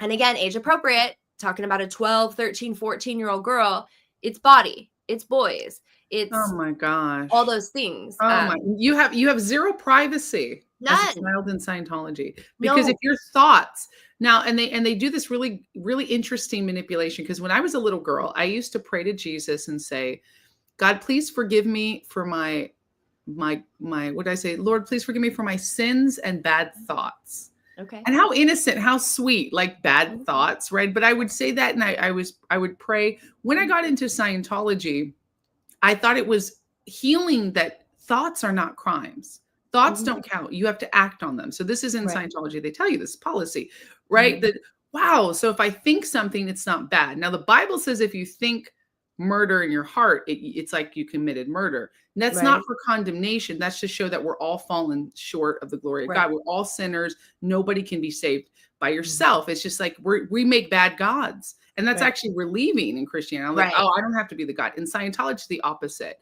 They Right. say if you think something, it doesn't count. But yet, on a sec check, did you think any thoughts about David Miscavige? Have you Yes. thought any thoughts? I forgot even the word, but is any inappropriate thoughts or something against any executives in Scientology? Have Yeah. you thought any I used to check these questions as an auditor and receive these questions Right. about L. Ron Hubbard. So Mhm. they tell you the thoughts, just like they tell you Christianity, you can be a Christian Scientologist, but when it comes down to it, you cannot. And the thoughts actually do count as crimes, because behind that thought is an action, and they're not going to Right. quit. If you read on that, if that is, oh, let's find it. Well, I didn't think, I thought, okay, Dave Miscavige's, Right. hair looks weird about, I thought Mhm. that. Okay, Right. great. So what did you do? Have you done something David Miscavige wouldn't want to Right. know about? Have you done? Now it's like there is a crime behind the thought. So it's Right. a twisted way to say that thoughts are crimes. Right. And that the only way to get free is not to ask for forgiveness, is not to do, no, is to get pounded and told and hounded to give Right. up the further crime until we find something that you are so ashamed of. You didn't tell us. And that, by the way, cost hours of time and Right. thousands of dollars. And now you got to Yeah. go back up and we do it again and we recheck those questions. So Right. it's indoctrination. It's not for your good. It's not for anyone's good. No, it's not. So I just had to Yeah. say that thought crime is very real in Scientology. But if Mhm. you ask a current Scientologist, no, I can think what I want. Right. Well, Unless and I you think do. sometimes the thought plays into the bigger loop. So imagine you go and you confess all these crimes. One of Right. the things they'll ask is like, how did you justify this? How did you, make up Yes. an excuse to make it okay? Because they have Yes. this idea that like if you do get sick or hurt or something, it comes back to you having first done something, and then you must have justified it. And so eventually you're going to drill down and say at the end of the day, you're like, well, I didn't think it was that big of a deal. They had 900 pieces of gum and I took one and I figured I'd tell them on Mhm. Tuesday and it was going to be fine. Mhm. Well, if that's something that is directly against a Scientology belief, they can even put you down into something called the false purpose rundown, Oh. where is like more indoctrination, more interrogation. And it's So full track, which yes, means now you have to not just say what crimes you've committed in right, this lifetime, what right. actions you did. You have to go back to your previous lifetimes. I did 14 intensives of FPRD. Yeah. Yeah. Well, in my experience, almost everything goes back because to an earlier lifetime. in order to end it, because the question is Mm. always, is there an earlier similar? So in Scientology, there's this idea that you have trauma, trauma, trauma, trauma, but if you can find that first thing that happened to you and you can Mhm. resolve that trauma, all the other trauma that came after it will Mm. just like, imagine like a lock or a chain going poof, poof, poof, poof, poof. That's how Mhm. it's supposed to be. Mhm. I think I saw that Exactly. graphic somewhere. That's right. Um, And then there's also yeah, in the false purpose rundown, you have to then find the purpose behind what you did, which is right, false, right? So you find the overt, I stole right, the piece of gum. Okay, great. Well, I was on the planet and 1,000 years ago and I right, stole somebody's baby. It's like, right. I was in a robot Exactly. body and I stole a baby. It's always like you're like, oh, that's the Crazy root thing. of it. Great. So then Right. how did it go? Then you have to find what was the purpose behind your false purpose was to kill family, right? It has to Right. be It had something to, like that. yeah, it Like had to be this thing that this was an evil purpose. You evil purpose. in You your don't just, in you had yeah, this evil purpose yes, because the reason you stole that gum at 12 years old or 8 years old is right, because you actually had this evil purpose to right, destroy families. And right, it's not like it's just to take gum. That's not evil enough. It has to be, and right, your auditor would walk you through. It's a right, very highly trained process of what right, is your evil purpose. right. You did false purpose rundown as a child? I didn't do the whole false purpose rundown, but I had several life repairs that had that type of pulling and questioning. Yeah, but I didn't have to do the Unbelievable. whole thing. Unbelievable, Yeah, Liz. I am yeah. shocked because how as an adult wrap your head around that, always have to be like, can I read that again? They have like this little thing to show you, to teach you how we're going to do Mhm. this process. It'd always be such a head trip. As an adult, I cannot imagine as a child, like you're just making stuff up at some point. Well, you have I to, mean, we because all earlier is. similar, you're 5, you're 6, you're like, "Well, I was 3." Okay, tell me an earlier similar. Well, I don't know where to go from there other than to completely, I mean, I meant, yeah. And then at that point, and I was also kind of labeled eventually problematic because there's certain types of pre-clears, and one of the worst kinds is a dub-in, which means Oh that, gosh, a dubbing case. yeah, so that's me. So, like, I essentially, like, create memories You and, made like, things up. made things up. It Yeah, it's actually a serious thing. If you say yeah, somebody's a dub-in, they're right. dubbing it in, they're Right, making it up. right, but And maybe that's not even on purpose. everybody's making it up though. I'm gonna They be are. honest, I'm gonna pull the strings. Any Yes, Scientologist watching, you are also making this up. you Just have because to the get out needle of there. floats and somebody tells you, "Wow," it doesn't mean you found something that's an actual crime. Right, I learned how to control the meter, even though in yes, Scientology they tell you you cannot control the meter. L. Ron Hubbard right, says it's impossible. Other, but guess what? I drilled for hours in yeah, St. Hill helping other auditors with floating needle. right, Re If you can't control the yeah, meter, then how can I make my needle float so that another auditor can see a floating needle in an exercise, in a right, training exercise? yeah, Then why couldn't I also replicate that in session? And I did. I'd look at a thing and I'd be like, I'm so tired. I want to get out of this session. right, I'm tired of being indoctrinated. So I'm just going to look at something and I'm going to remember something nice. I'm going to make my needle float really right now so I can get out of this session. I remember doing that. I remember manipulating the manipulators because yeah, I was just like, I just want to get through this so I can get to the good parts. yeah, But you still think you're going to get to the good parts, the OT levels, clear, all of that. I want to right. ask you, Liz, did you believe in Scientology as a kid? Did you think, I want this? Was there a part of you that was like, I want to be clear, I want to be OT, like the religious, spiritual part of it? Was there any of that? Yes and no. I think that I was, like, a roller coaster case, as they call it, because Mm. there were definitely times in my life where I was, a breakup or something happened, and I would go back to Scientology, and I would think, if Mm. I just write up all my crimes, if I must have done something, Yeah. because that is the responsibility as a Scientologist, truly in your, like, your most intention state. You are responsible for both sides of the chessboard. And so it must have been my fault. And some of that sort of false purpose rundown stuff, like the evil purpose is that I wanted attention, that I wanted something that I did not deserve, or something that was not my right to Oh, have, like oh, parents and unconditional love and those kinds of things. It's so sad. Yeah. But I That's don't know if you so know this about me, but I ended up graduating at 14. Again, it was like a GED, but I got my diploma. But Mhm. in the state of Oregon, you have to be enrolled in school. So I went to community college and I started taking, I got my associates at 19 in early childhood education. And then it took me about a long time more, but then I went on to get my bachelor's in child and family studies. And so I was working with children, preschoolers. I was the lead preschool teacher for like 12 years at a school in Portland. And guess what? Teaching preschool is controlling people.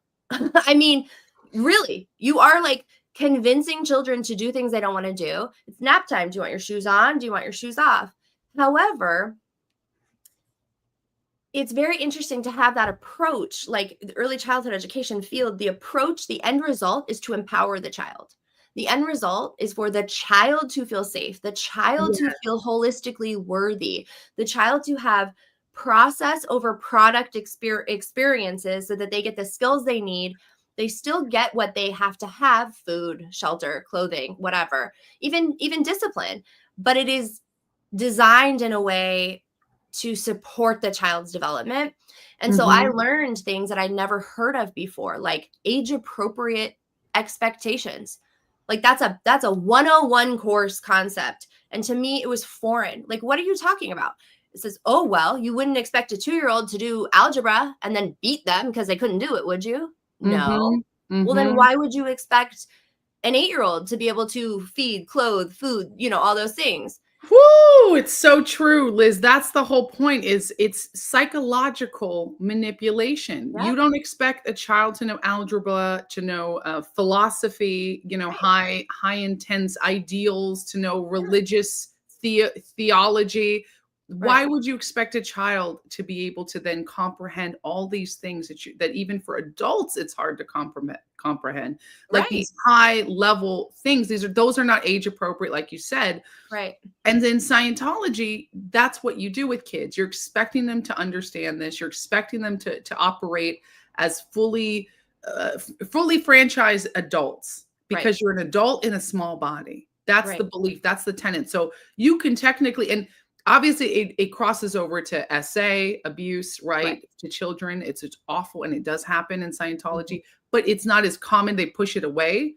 I Mhm. wouldn't say it's not as common. It's more of like they do keep that hidden. It does happen. That's valid. Right. But for the most people, it's not like that's going on all the time because Right. otherwise Scientologists would say no. Right. But the surface level is still abuse. It's Right. still manipulation. It's coercion because you have Yeah. a child that's being told to repeat things and memorize all these blocks of things. As an adult, I would cry and I'd be hungry and I'd be tired. And you're supposed to get 8 hours of sleep. And they'd say, Right. okay, great, you're fine, you're well slept, you read on you're fine on the meter, you metabbed. All right, this is the session. And they just go Mhm. into these questions that hound you. But I Mhm. thought for the greater good and also for my greater good. Yeah. I thought I'm going to be a better person so I can have a career, so I can have Right. a better marriage. I had all these adult ideas. As a child, what? So you can just kiss the boy you like? Like, I mean, kids are so simple. They just want Mhm. love. Why would you Yes. think a kid's going to need to go in session and do it? But L. Ron Hubbard puts all of these ideas in a kid's Yeah. head, in a parent's head Right. that's supposedly from the child's perspective.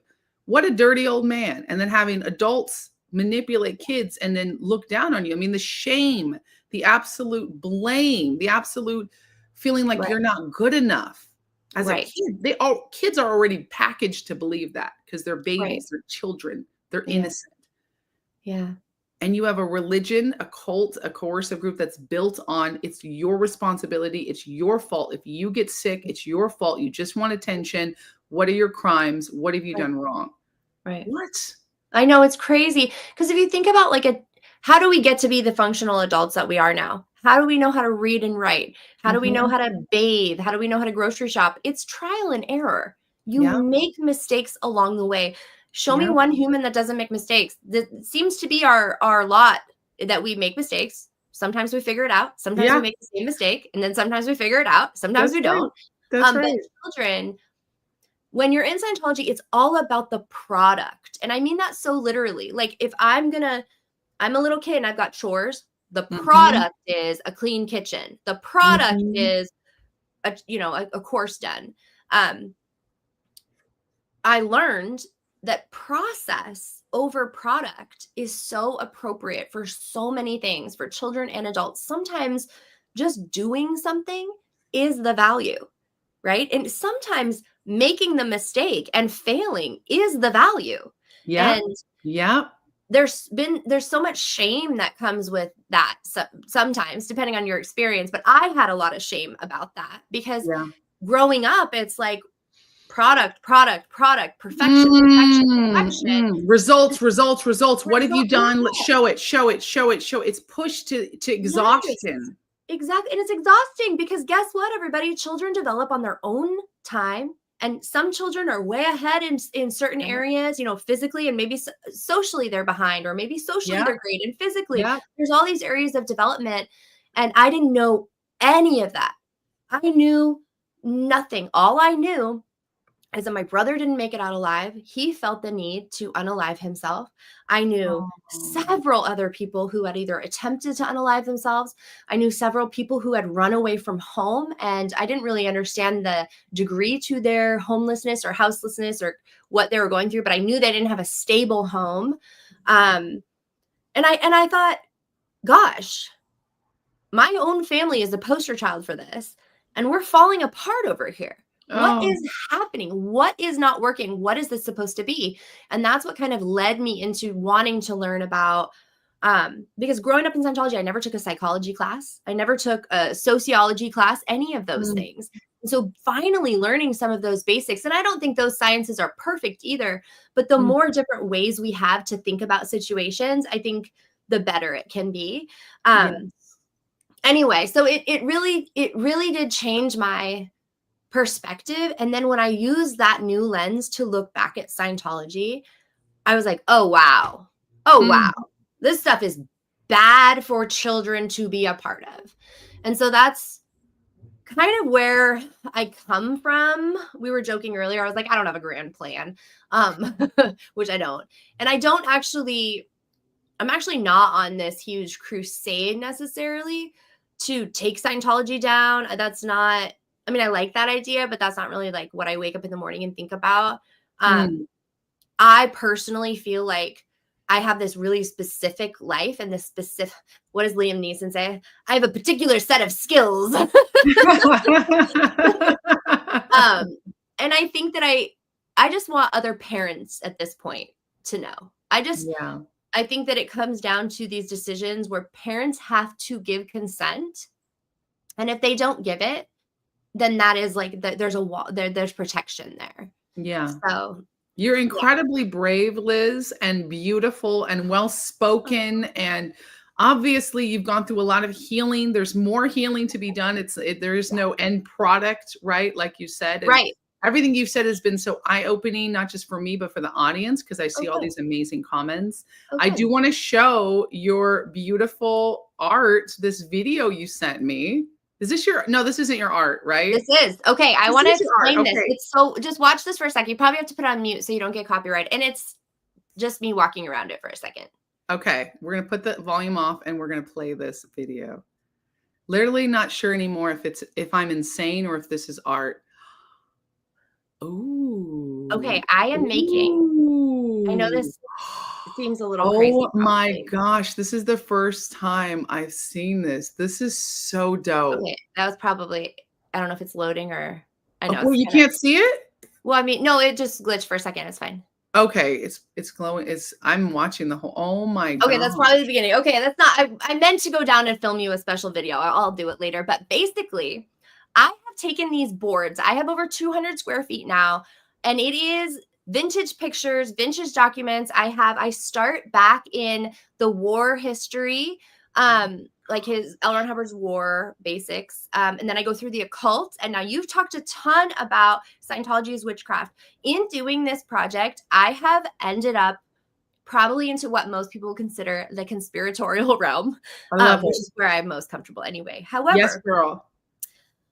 The CIA and the FBI have a long-standing relationship with Scientology. You can actually go on the FBI's and the CIA, I believe, but definitely the FBI's homepage, and you can search for the Freedom of Information Act and get a huge cache of files from the 50s on, they know what's going on with Scientology.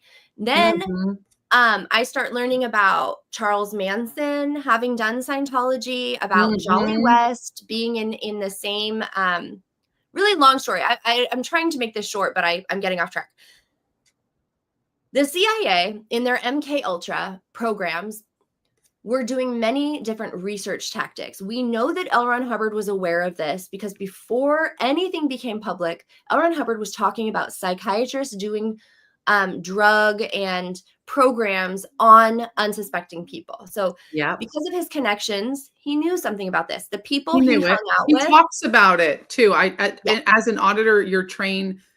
I've read so much as a class 5 auditor, which is the highest now public you can get.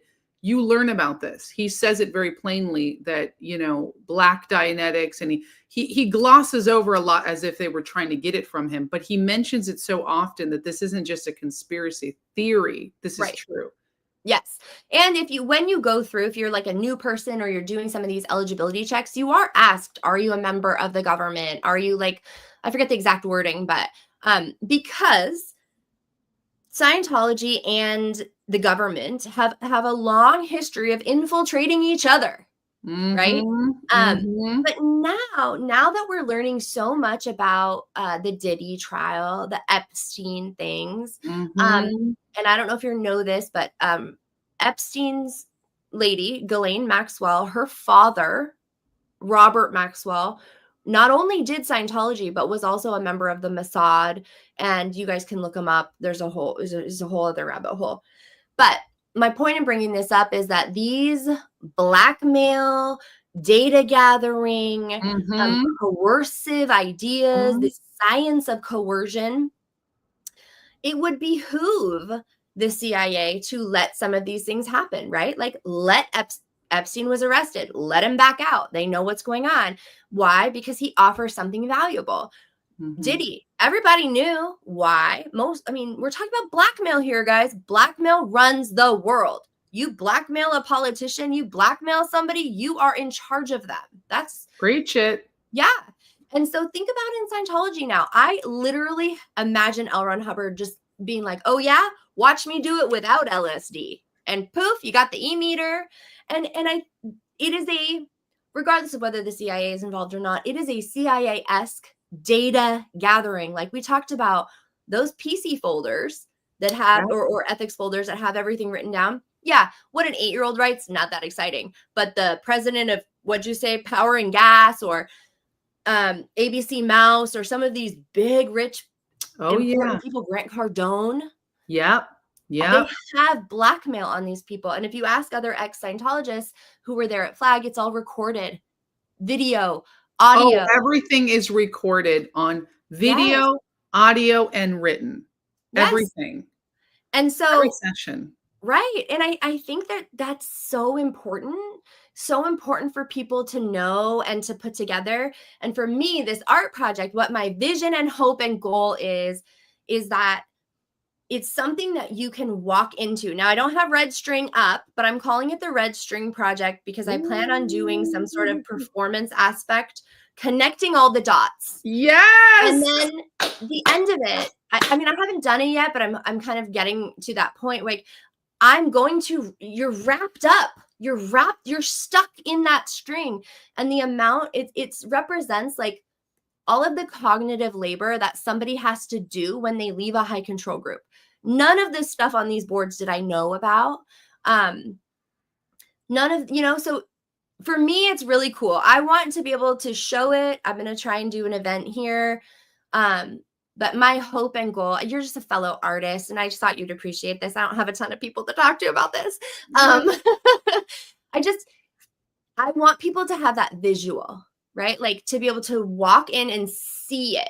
Because you can read these big, heavy books, you could do all this stuff, but there's something about visual for me to be like, whoa, the history to the MK Ultra, to the intelligence agencies, to the beginning of Dianetics and the Black Dianetics. And I want to be able to present that. I don't have a lot of experience presenting it or being really like that type of artist. So it's all new to me, but that's where I hope You don't to even go need with. experience, just do it. I love Yeah, this so much. exactly. I love it so much. Thank you. I Um, thought you might appreciate it. oh, absolutely. Honestly, it's so dope. It's so cool as an artist. I love it, and I love your expression here, and I love that you go into it.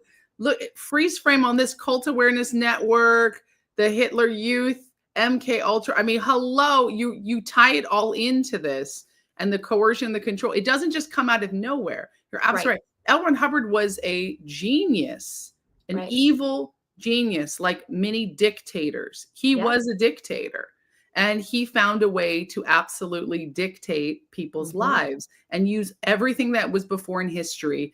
And Mhm. the fact Charles Manson, and this is known, he apparently said it was too weird for him, right? That's what he said in He did say Scientology? that after he did, I guess it was like over 200 hours of Like, auditing. you know, you're the bad guy Yeah. if Yeah.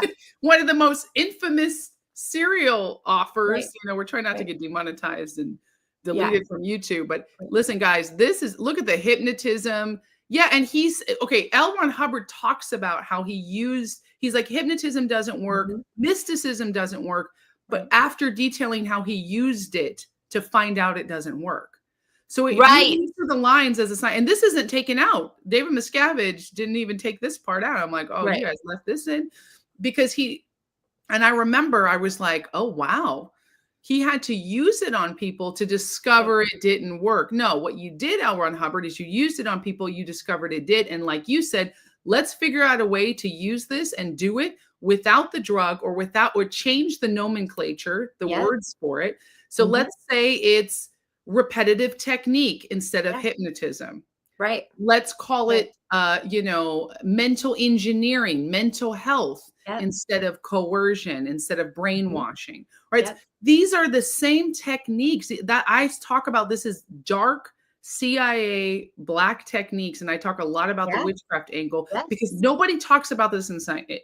ex-Scientology community that I found, and I'm like, guys, this is the biggest part of it because we're Yes. not just talking about, I mean, there's Christian cults, there's all kinds of cults and they're just as evil. This is evil, but that's kind of obvious to somebody who's like an atheist or an agnostic or Right. non-religious. Like, yeah, okay, I'm not going to believe, but this you can get everybody because it's like we don't Yes. tell you what God to believe. It's a Right. philosophical. Yes, it's spiritual. So now you're going, oh, it's science. So now Right. you're getting a broader amount of people who can claim to Mhm. be, and they want intelligent people. Yes. They want people to think for themselves the Right. way they want you to think Right. for ourselves. You're doing it all on your own. Say whatever you want, just Right. as long as we can look at it and just kind of Ex make some adjustments here, right? exactly. Look at this. And I instead of love the LSD or the truth serum, you have an e-meter. And it doesn't Mhm. matter if the e-meter works because the Mhm. person and the people doing it believe it works. That's it. I love this. Look, you got the clear bracelet up there. Is that your actual Yes, clear that's a real bracelet? clear bracelet. So, you had mentioned earlier about how you didn't have any Scientology books. I actually also didn't, but I've become a little bit of a collector of Ooh. vintage documents. Like there's several on this board. That Certainty one, that little green one next to the That's text. really vintage. Yeah, that's really Look at vintage. this. This is I have the original amazing. brainwashing manual. I don't know if you know the history behind that. It's kind of No, controversial. we're gonna have you come back on and talk just about this. Would you do that? Yeah, And yeah, for sure. show and more of your art, and you can For still sure. film that video because this is important. This is so unique. That's why I love everybody can be an activist. Everyone can use their voice to speak up. Everybody in the chat, if you've had similar experiences or know that, please also write it down. Even if you just write it down, don't show anybody. Write it down for Yeah. your own for you because this Yeah. is real. It's valid what you went through, and there's a reason why. And look at this gorgeous art, this representation of it.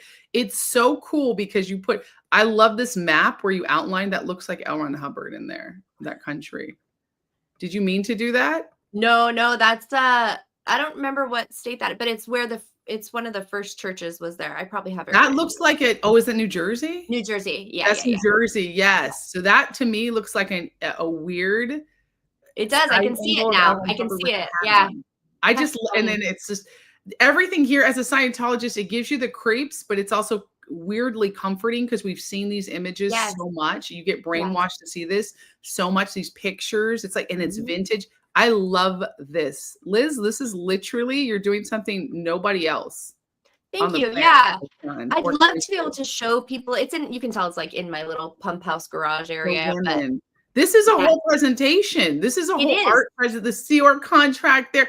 You've collected so many good things, and then it is perfect. It's also looks like how you would want to see the strings attached, like you said, the Right. red string. Like, you know, when you're figuring out a Yep. crime, a criminal, and in the movies they show that the That's it. The detective board or the M board. Yes, I known as the M love board it. here. It's so good. I Yeah. honestly, please, we need to film this But and make a that's little how it mini movie. feels, or that's how it felt or It's has felt at times You're where I'm putting like, together all the pieces. Look at yes, you've got I'm an like, old what bridge there. happened? What is this? And I do think there's, for me, I'm such a visual learner. And of course, there's Mhm. movies and there's shorts, but there's something about the combination of, again, the vintage documents. For some reason, for me, like the fact that there's a real clear bracelet there, I think it adds an authentic energy to the project, like having actual vintage documents as part of it. And then I tried to add as many textures, and there's some Mhm. digital art. I have to be careful about copyrights. I cannot reproduce Scientology's images. So, you know, you got to find different ways, but I But can. even for art, can't you? Well, I don't think that I can print them. I can reprint them, but I do have tons of old magazines. I buy them on eBay. In fact, you know what I found? I found a guy. It was Kismet, I swear. I found a guy in Portland, so an hour away from me, selling his entire library for $400. I talked him down to $300. I have the red vols. I have Oh like my 2 or 3 sets of goodness. basics. I've got check sheets. I've got Oh. 3 e-meters. They're all broken and old, but for art purposes, amazing. Perfect. Oh, because Mhm. also people haven't seen this is perfect. This is Yeah. perfect. People haven't seen it. They don't know. And I'm gonna be honest, I'm like, okay, we need to get more of the nitty-gritty out there. We need to get more of this Right. witchcraft, the MK Ultra, the things that are really Yes. dark and sinister. I mean, it's Yes. already dark and sinister, but when you've been in Scientology and you've seen and you start to put together these pieces, these conspiracy Mhm. theories, which great, Osa, call us whatever you want, you know, Right. everybody out there. Hi, Osa. Exactly. And somebody made a comment, Osa, yes, the doubts you are feeling are valid, which I love that because I'm Mhm. always about speaking to people with the truth, Yep. but also in love. I'm not like, Mhm. yeah, down with Tom Cruise. What a weirdo. I see a lot of that in the Scientology community, not this one, because this is all about love and the people in the comments here, but in some of the videos and the shock jocks, and there is a place for that. We need that too, but that's more entertainment. What you're doing is education with art. And when you entertain somebody, they get a few laughs and they go, "Oh, yeah, that's weird," and they Mhm. walk away. When you educate someone, it stays with them forever. It kind of Right. tinkers around. And that's Mhm. what I love about your episode because I failed to mention you're in the Aftermath series. Oh, I yeah. think the whole episode is about you. Well, With about my family, but yeah. It's about your family and Mhm. your journey. Guys, go watch it. Leah Remini's series on Mhm. A&E. It's now available. I think it's on not Timu. What is it? Tubi. It's Oh, on is Tubi. it? It It's on moves around Tubi. for a That's where while. I watched it because Yeah. it's hard to find because it's 12 years old, that Yeah. series now. But watch it. And I'm sure someone's uploaded it on YouTube somewhere. But you can Right. follow Liz Gale. You'll see her story. What you said here is perfect. That was one of the stories that stood out to me the most because of 3 generations and because of what your Right. family, how they cut you off after you came out and how the disconnection, it was focused on that disconnection, which Mhm. that series talked a lot about, which is so important for Mhm. people to understand. Now we've had those truths come out. It's time for the deeper, darker stuff to come out. And that's what Right. you're doing with your art, which Yeah. I love. And support her Confessions of an Ex-Scientologist Pothead, guys. Buy the book. Support Liz Gale. I want I'm to gonna read some turn of it these into a comments. series, Confessions of an Ex-Scient. I'm working on Confessions of an Ex-Scientologist mom. Then I've got Confessions of an Ex-Scientologist activist and Yes. occultist, because I think Ooh, those will be the way to do it. I don't know. But again, I do it. do like the entertainment factor some. Like my TikTok's kind of sassy and silly. Oh, yeah, she's on But TikTok at I Liz Gale, or is it at Liz Gale Gale? It's probably at Liz Gale Gale. If you just Google though Liz Gale Just Google her, Scientology, guys. my stuff will come up. Of course, Yes. maybe some negative stuff will come about me too, but don't look at that. But honestly, I say read it, because don't read it. But I'm saying, like, if for me, if anything negative comes out, go ahead and read it. Because if that's what you're going to believe, because that's what Scientologists say, Scientology says, like, don't look at the bad stuff. But I'm like, but what if they told us, look at the bad stuff and then come back and make your own? You would never, if you look at the bad stuff on Liz, I don't know what it is out there. And then you watch this, if you actually gave equal time, you'd be like, Liz is awesome.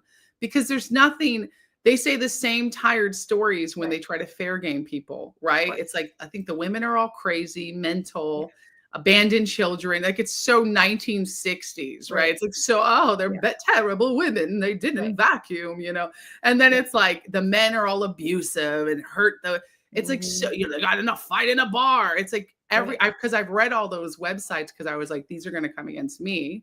I know that. They haven't yet, probably will.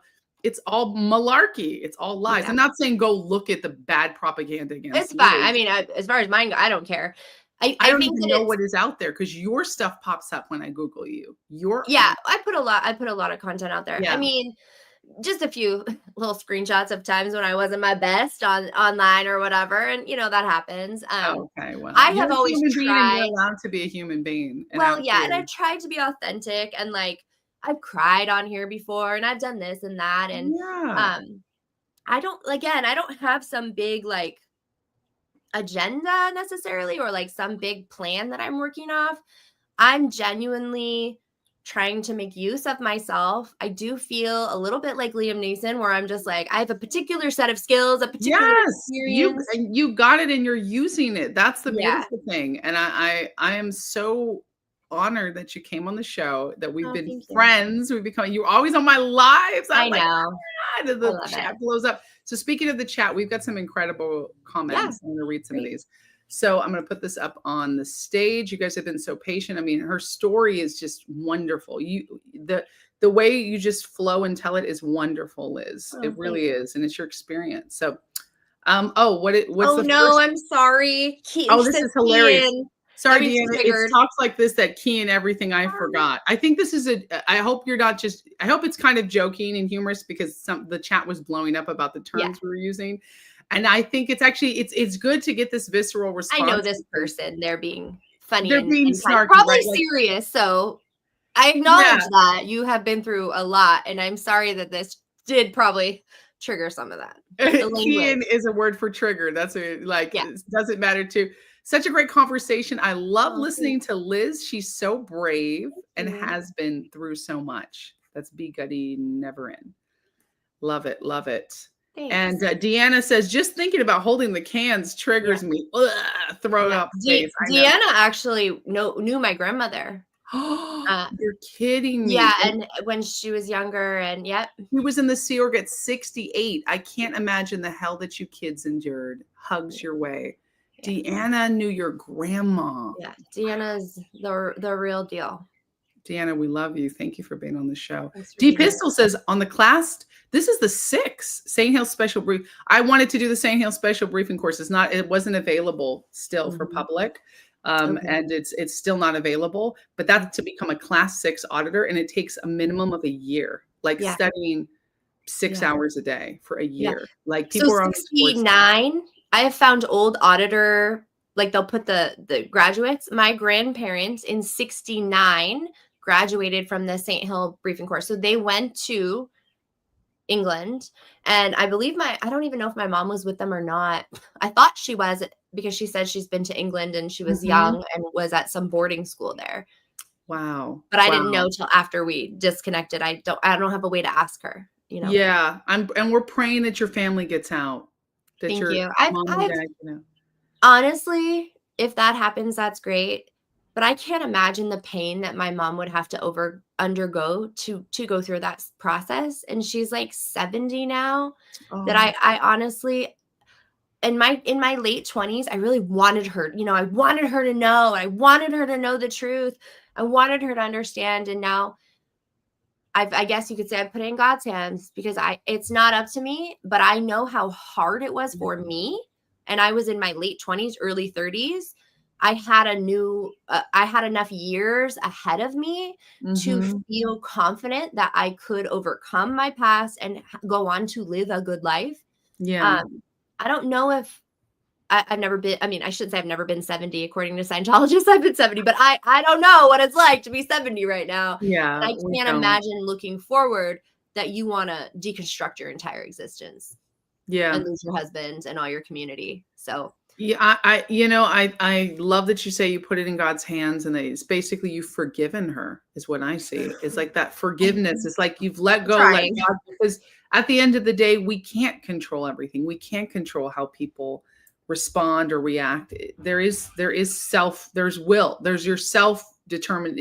I hate to use self-determinism, but it's like Right. there's your Sure. own will, Yeah. right? And your own choice. But I do believe that nobody is without like saving. And for me, I always have that hope and that prayer. I'm going to be praying for her, because if I can get out, if you can get out, other people can get out. There's no, it becomes to where a point where the suffering becomes so great, and it stops making sense. Mhm. And you start going, this isn't working. And I think every Right. Scientologist who's left has that moment of realization. And Right. I just pray that your mom has that. And for everybody who's still in, everybody's parents, everyone's loved ones, it's quite a painful thing. It's like having a ghost of a family. They're gone, but they're still alive. I can't Yeah. imagine. Like, I lost my parents, but they died. Right. To know if they were disconnected from me and still alive. Whew. So that takes a lot of bravery to also to have that healing in yourself, where you're like, whatever happens, happens. So that's a healing point of view too. Well, and I feel like I probably cling to it, but I have the luxury of being able to know that I never put my children through Scientology. I never did that. I Praise protected God. my oldest, and then by my second one, I was out, out, out, and nobody would come near him, How beautiful is that? And also, all the things you've gone through, your kids will never have to go through that. They'll never Like, have to go through that. they see it, they're smart, they'll never get hoodwinked or deceived Right. by a high coercion group, Right. because the education, the things that you've said, they pick up on that, they see that, they feel that. Right. So they're already 10,000 times smarter without that trauma. And that's the Yeah. beautiful thing of being a parent, is you get to protect your kids from the things you went through. Right. They're going to make their own mistakes. It's the world, but they're never going to go through what, and then you cannot be deceived by a group like this again. That's the beautiful thing. We can't. Well, I like to think I can't, but I've definitely seen enough people cult hop that I feel like I never think I can't.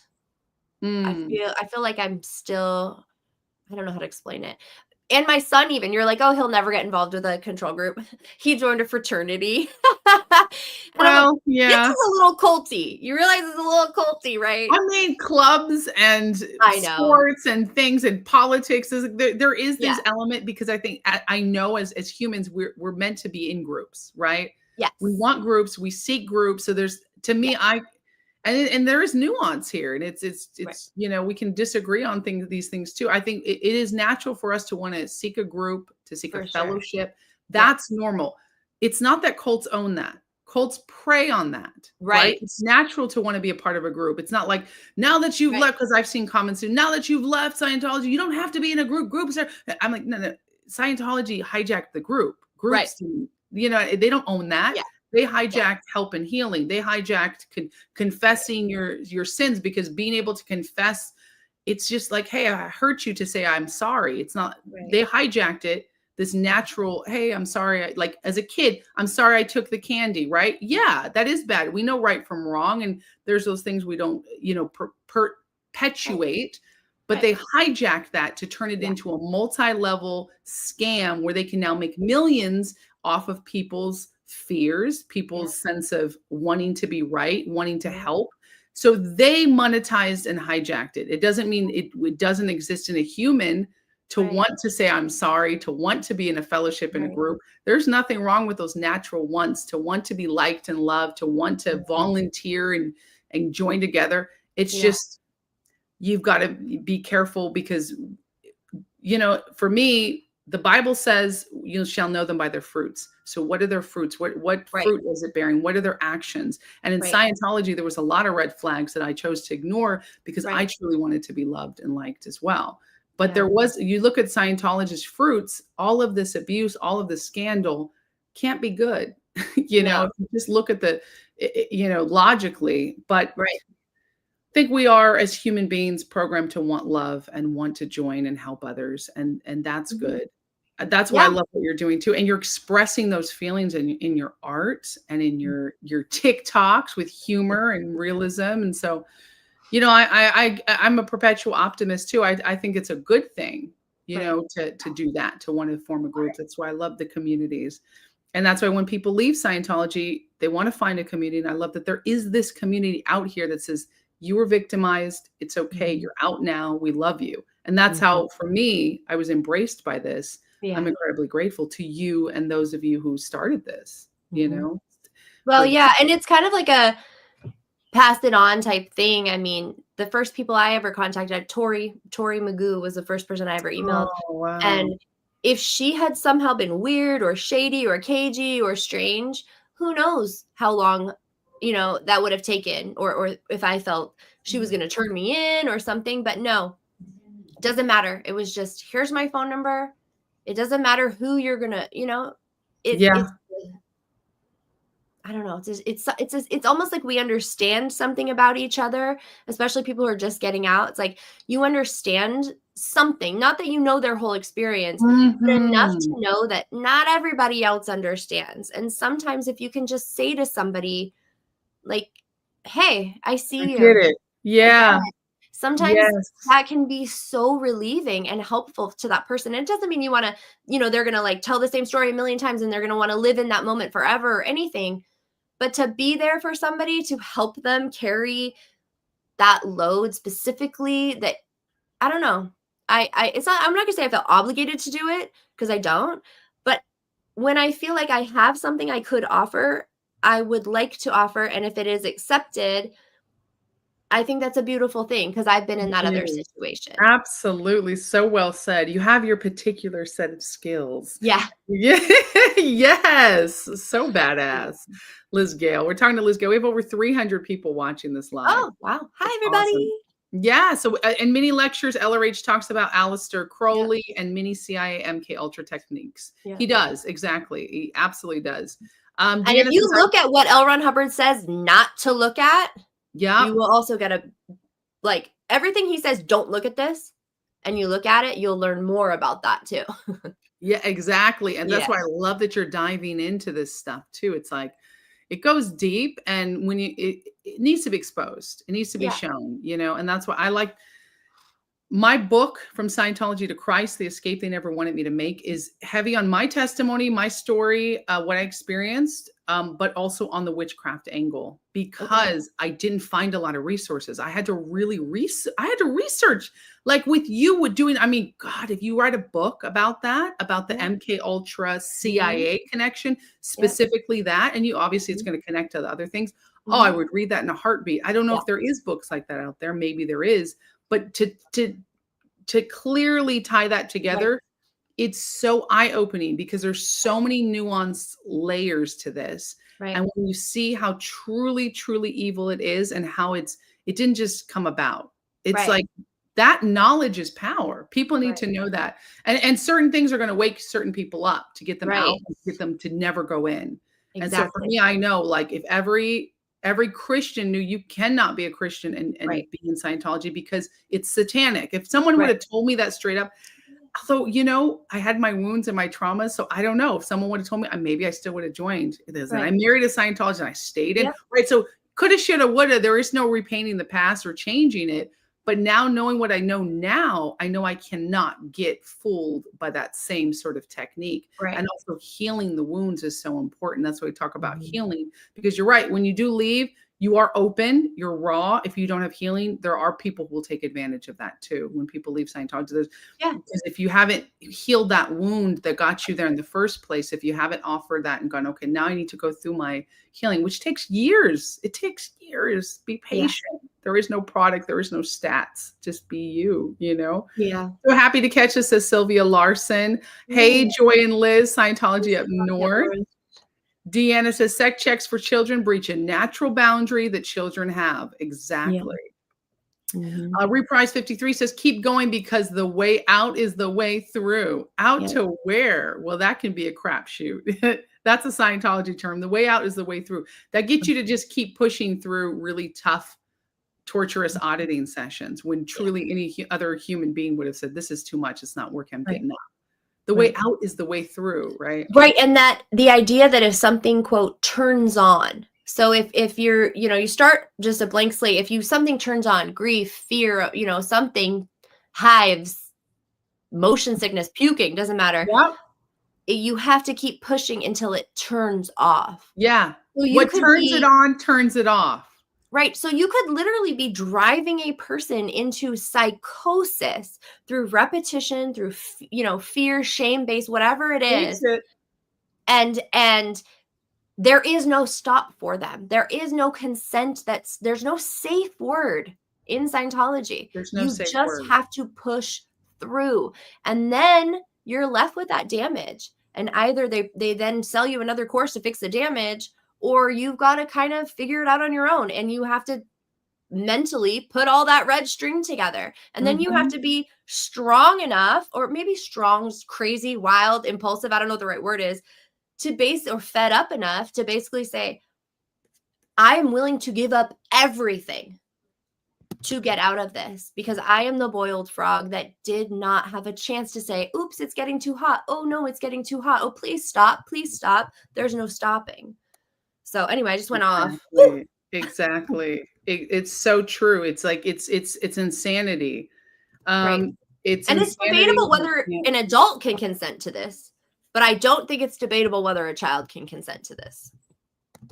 It's exactly. It's debatable if how they coerce people, if it's even real consent, right? With the manipulation.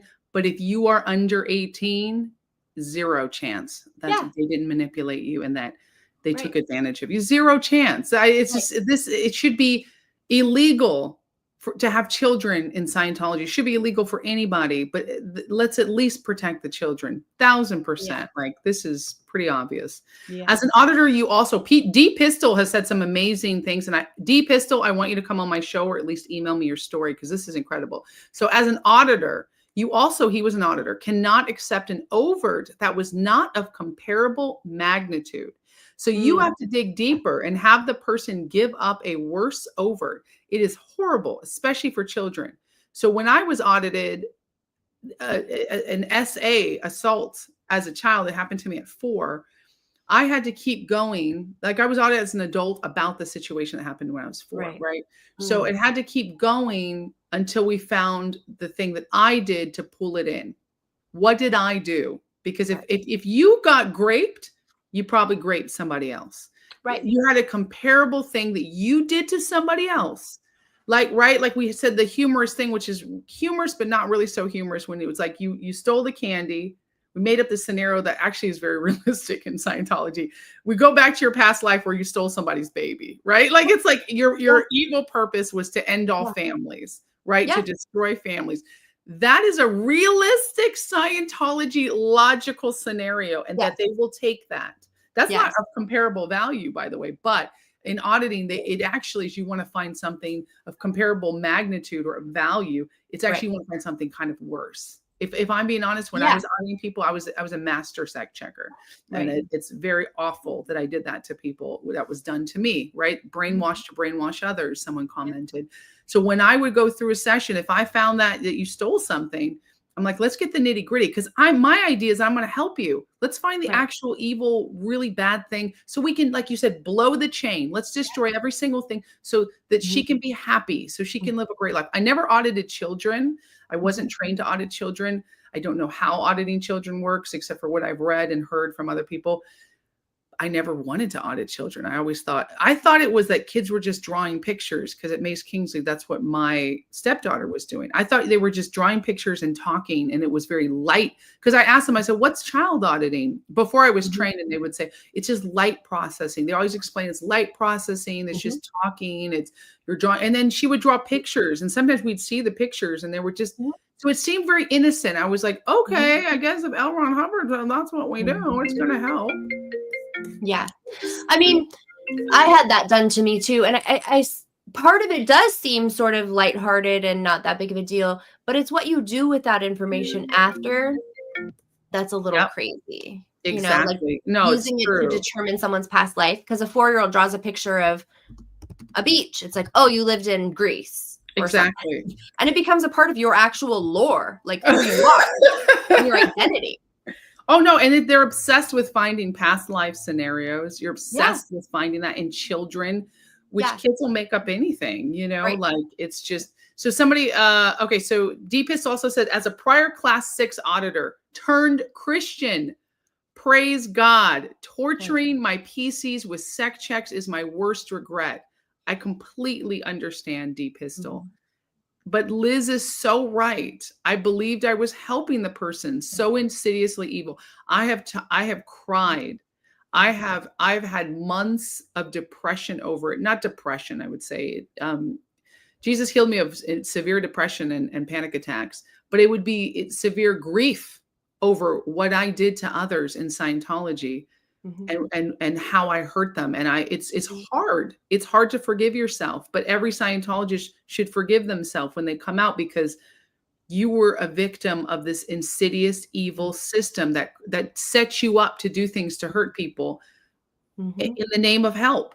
Yeah. And so, D-Pistol, you're forgiven. You ask God for forgiveness, you're forgiven, and you're not still doing it. You're not like, okay, now I know this and I'm going to keep doing it to people. Right. That's a big difference, right? And there are people in Scientology who do that. They know they're hurting people and they like it. Right. Oh, absolutely. David Miscavige, hello. There's people who are at the top who know that this is evil. They want the control. They want the dictatorship. There is that spirit that operates in it.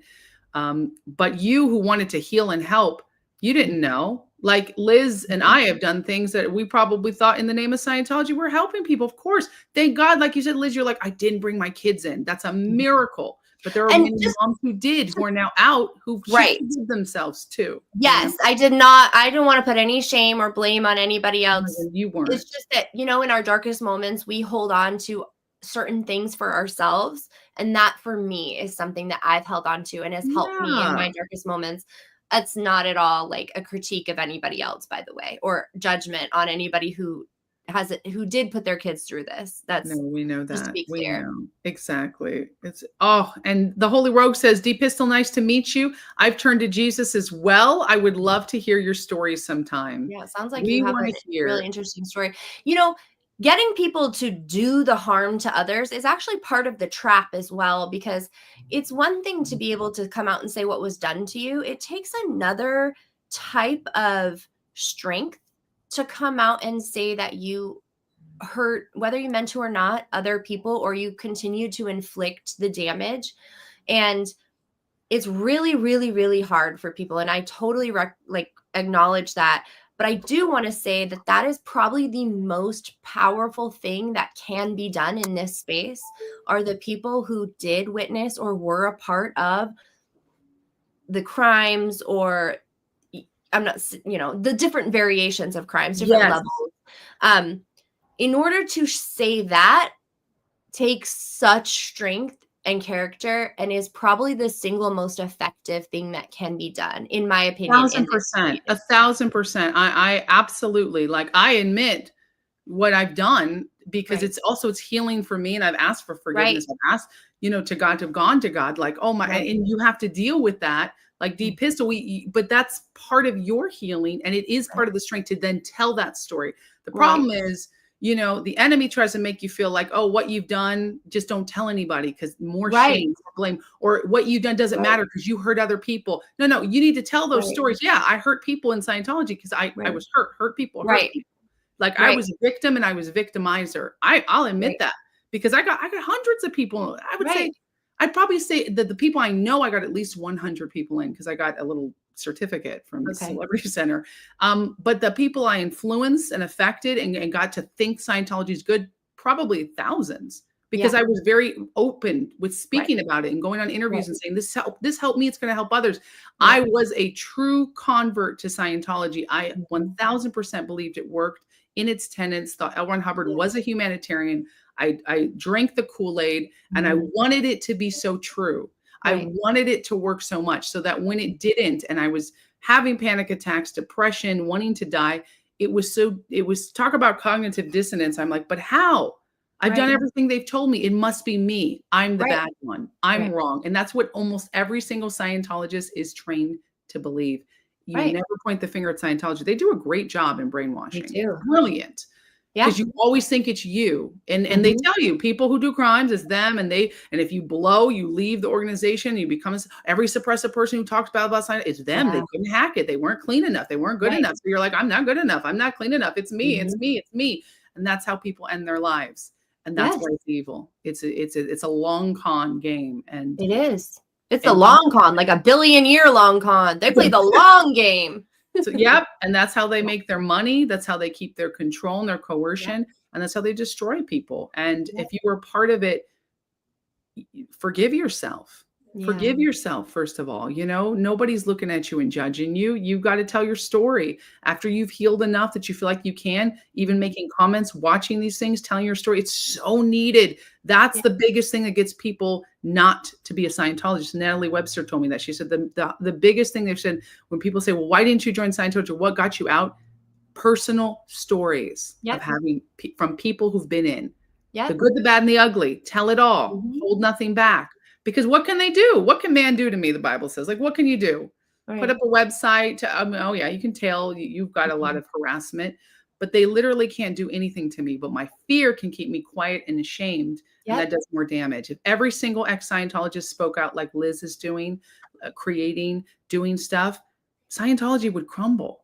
There's way more people out than in. 90% of people leave Scientology in their first year.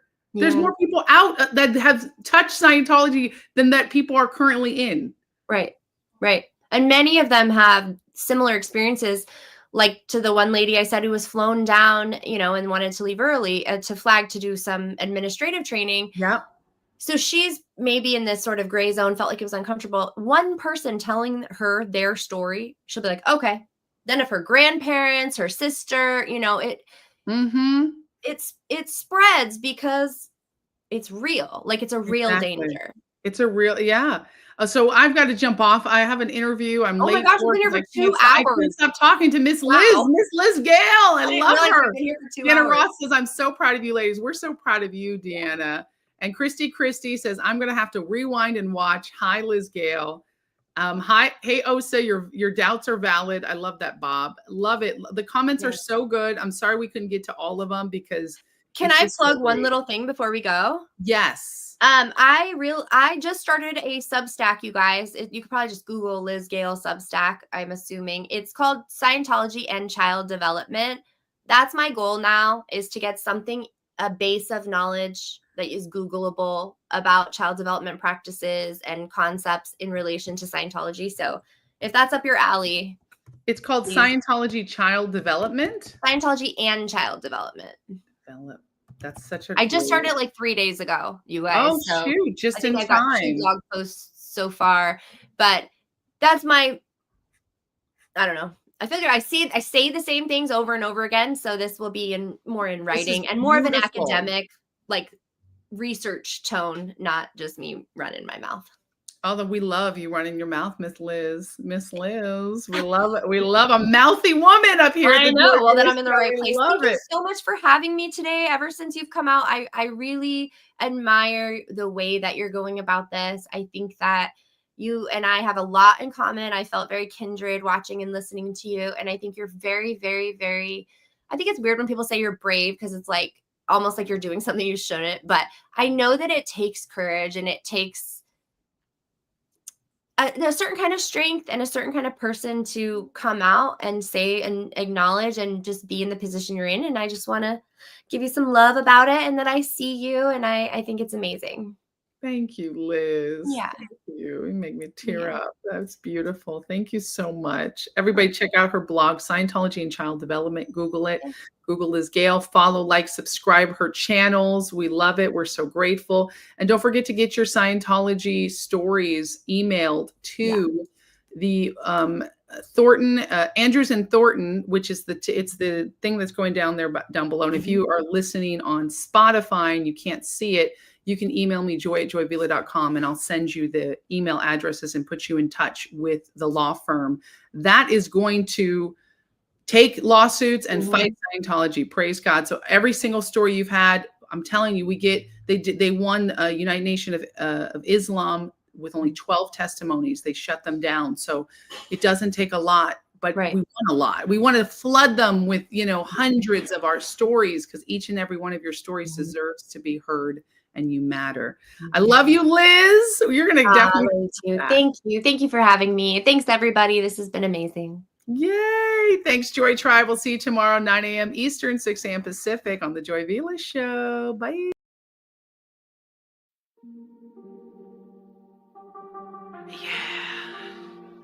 Joy Vila on the track. So many people trying to stop me from speaking. So many people trying to keep me from thinking. But I'm awake and I'm tired of sleeping. No going back, no going back. Mental prison, slavery of the mind.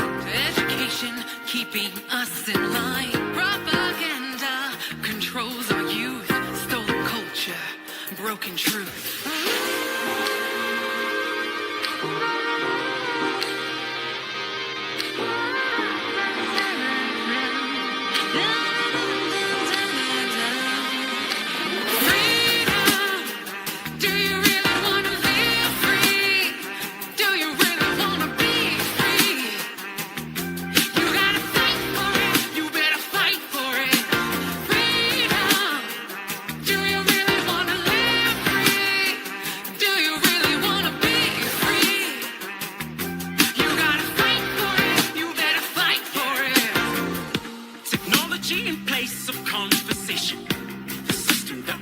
Solve the situation.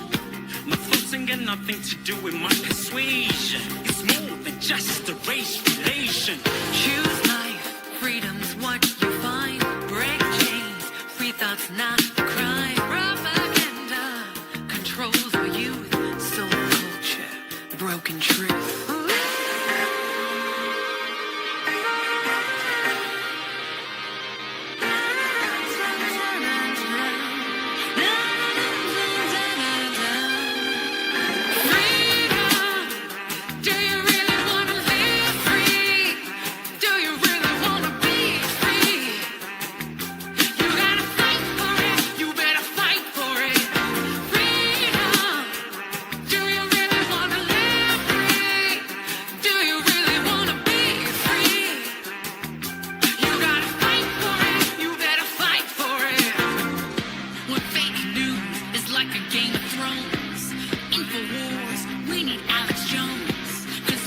Activities exposing the toxicities. Who's the truth?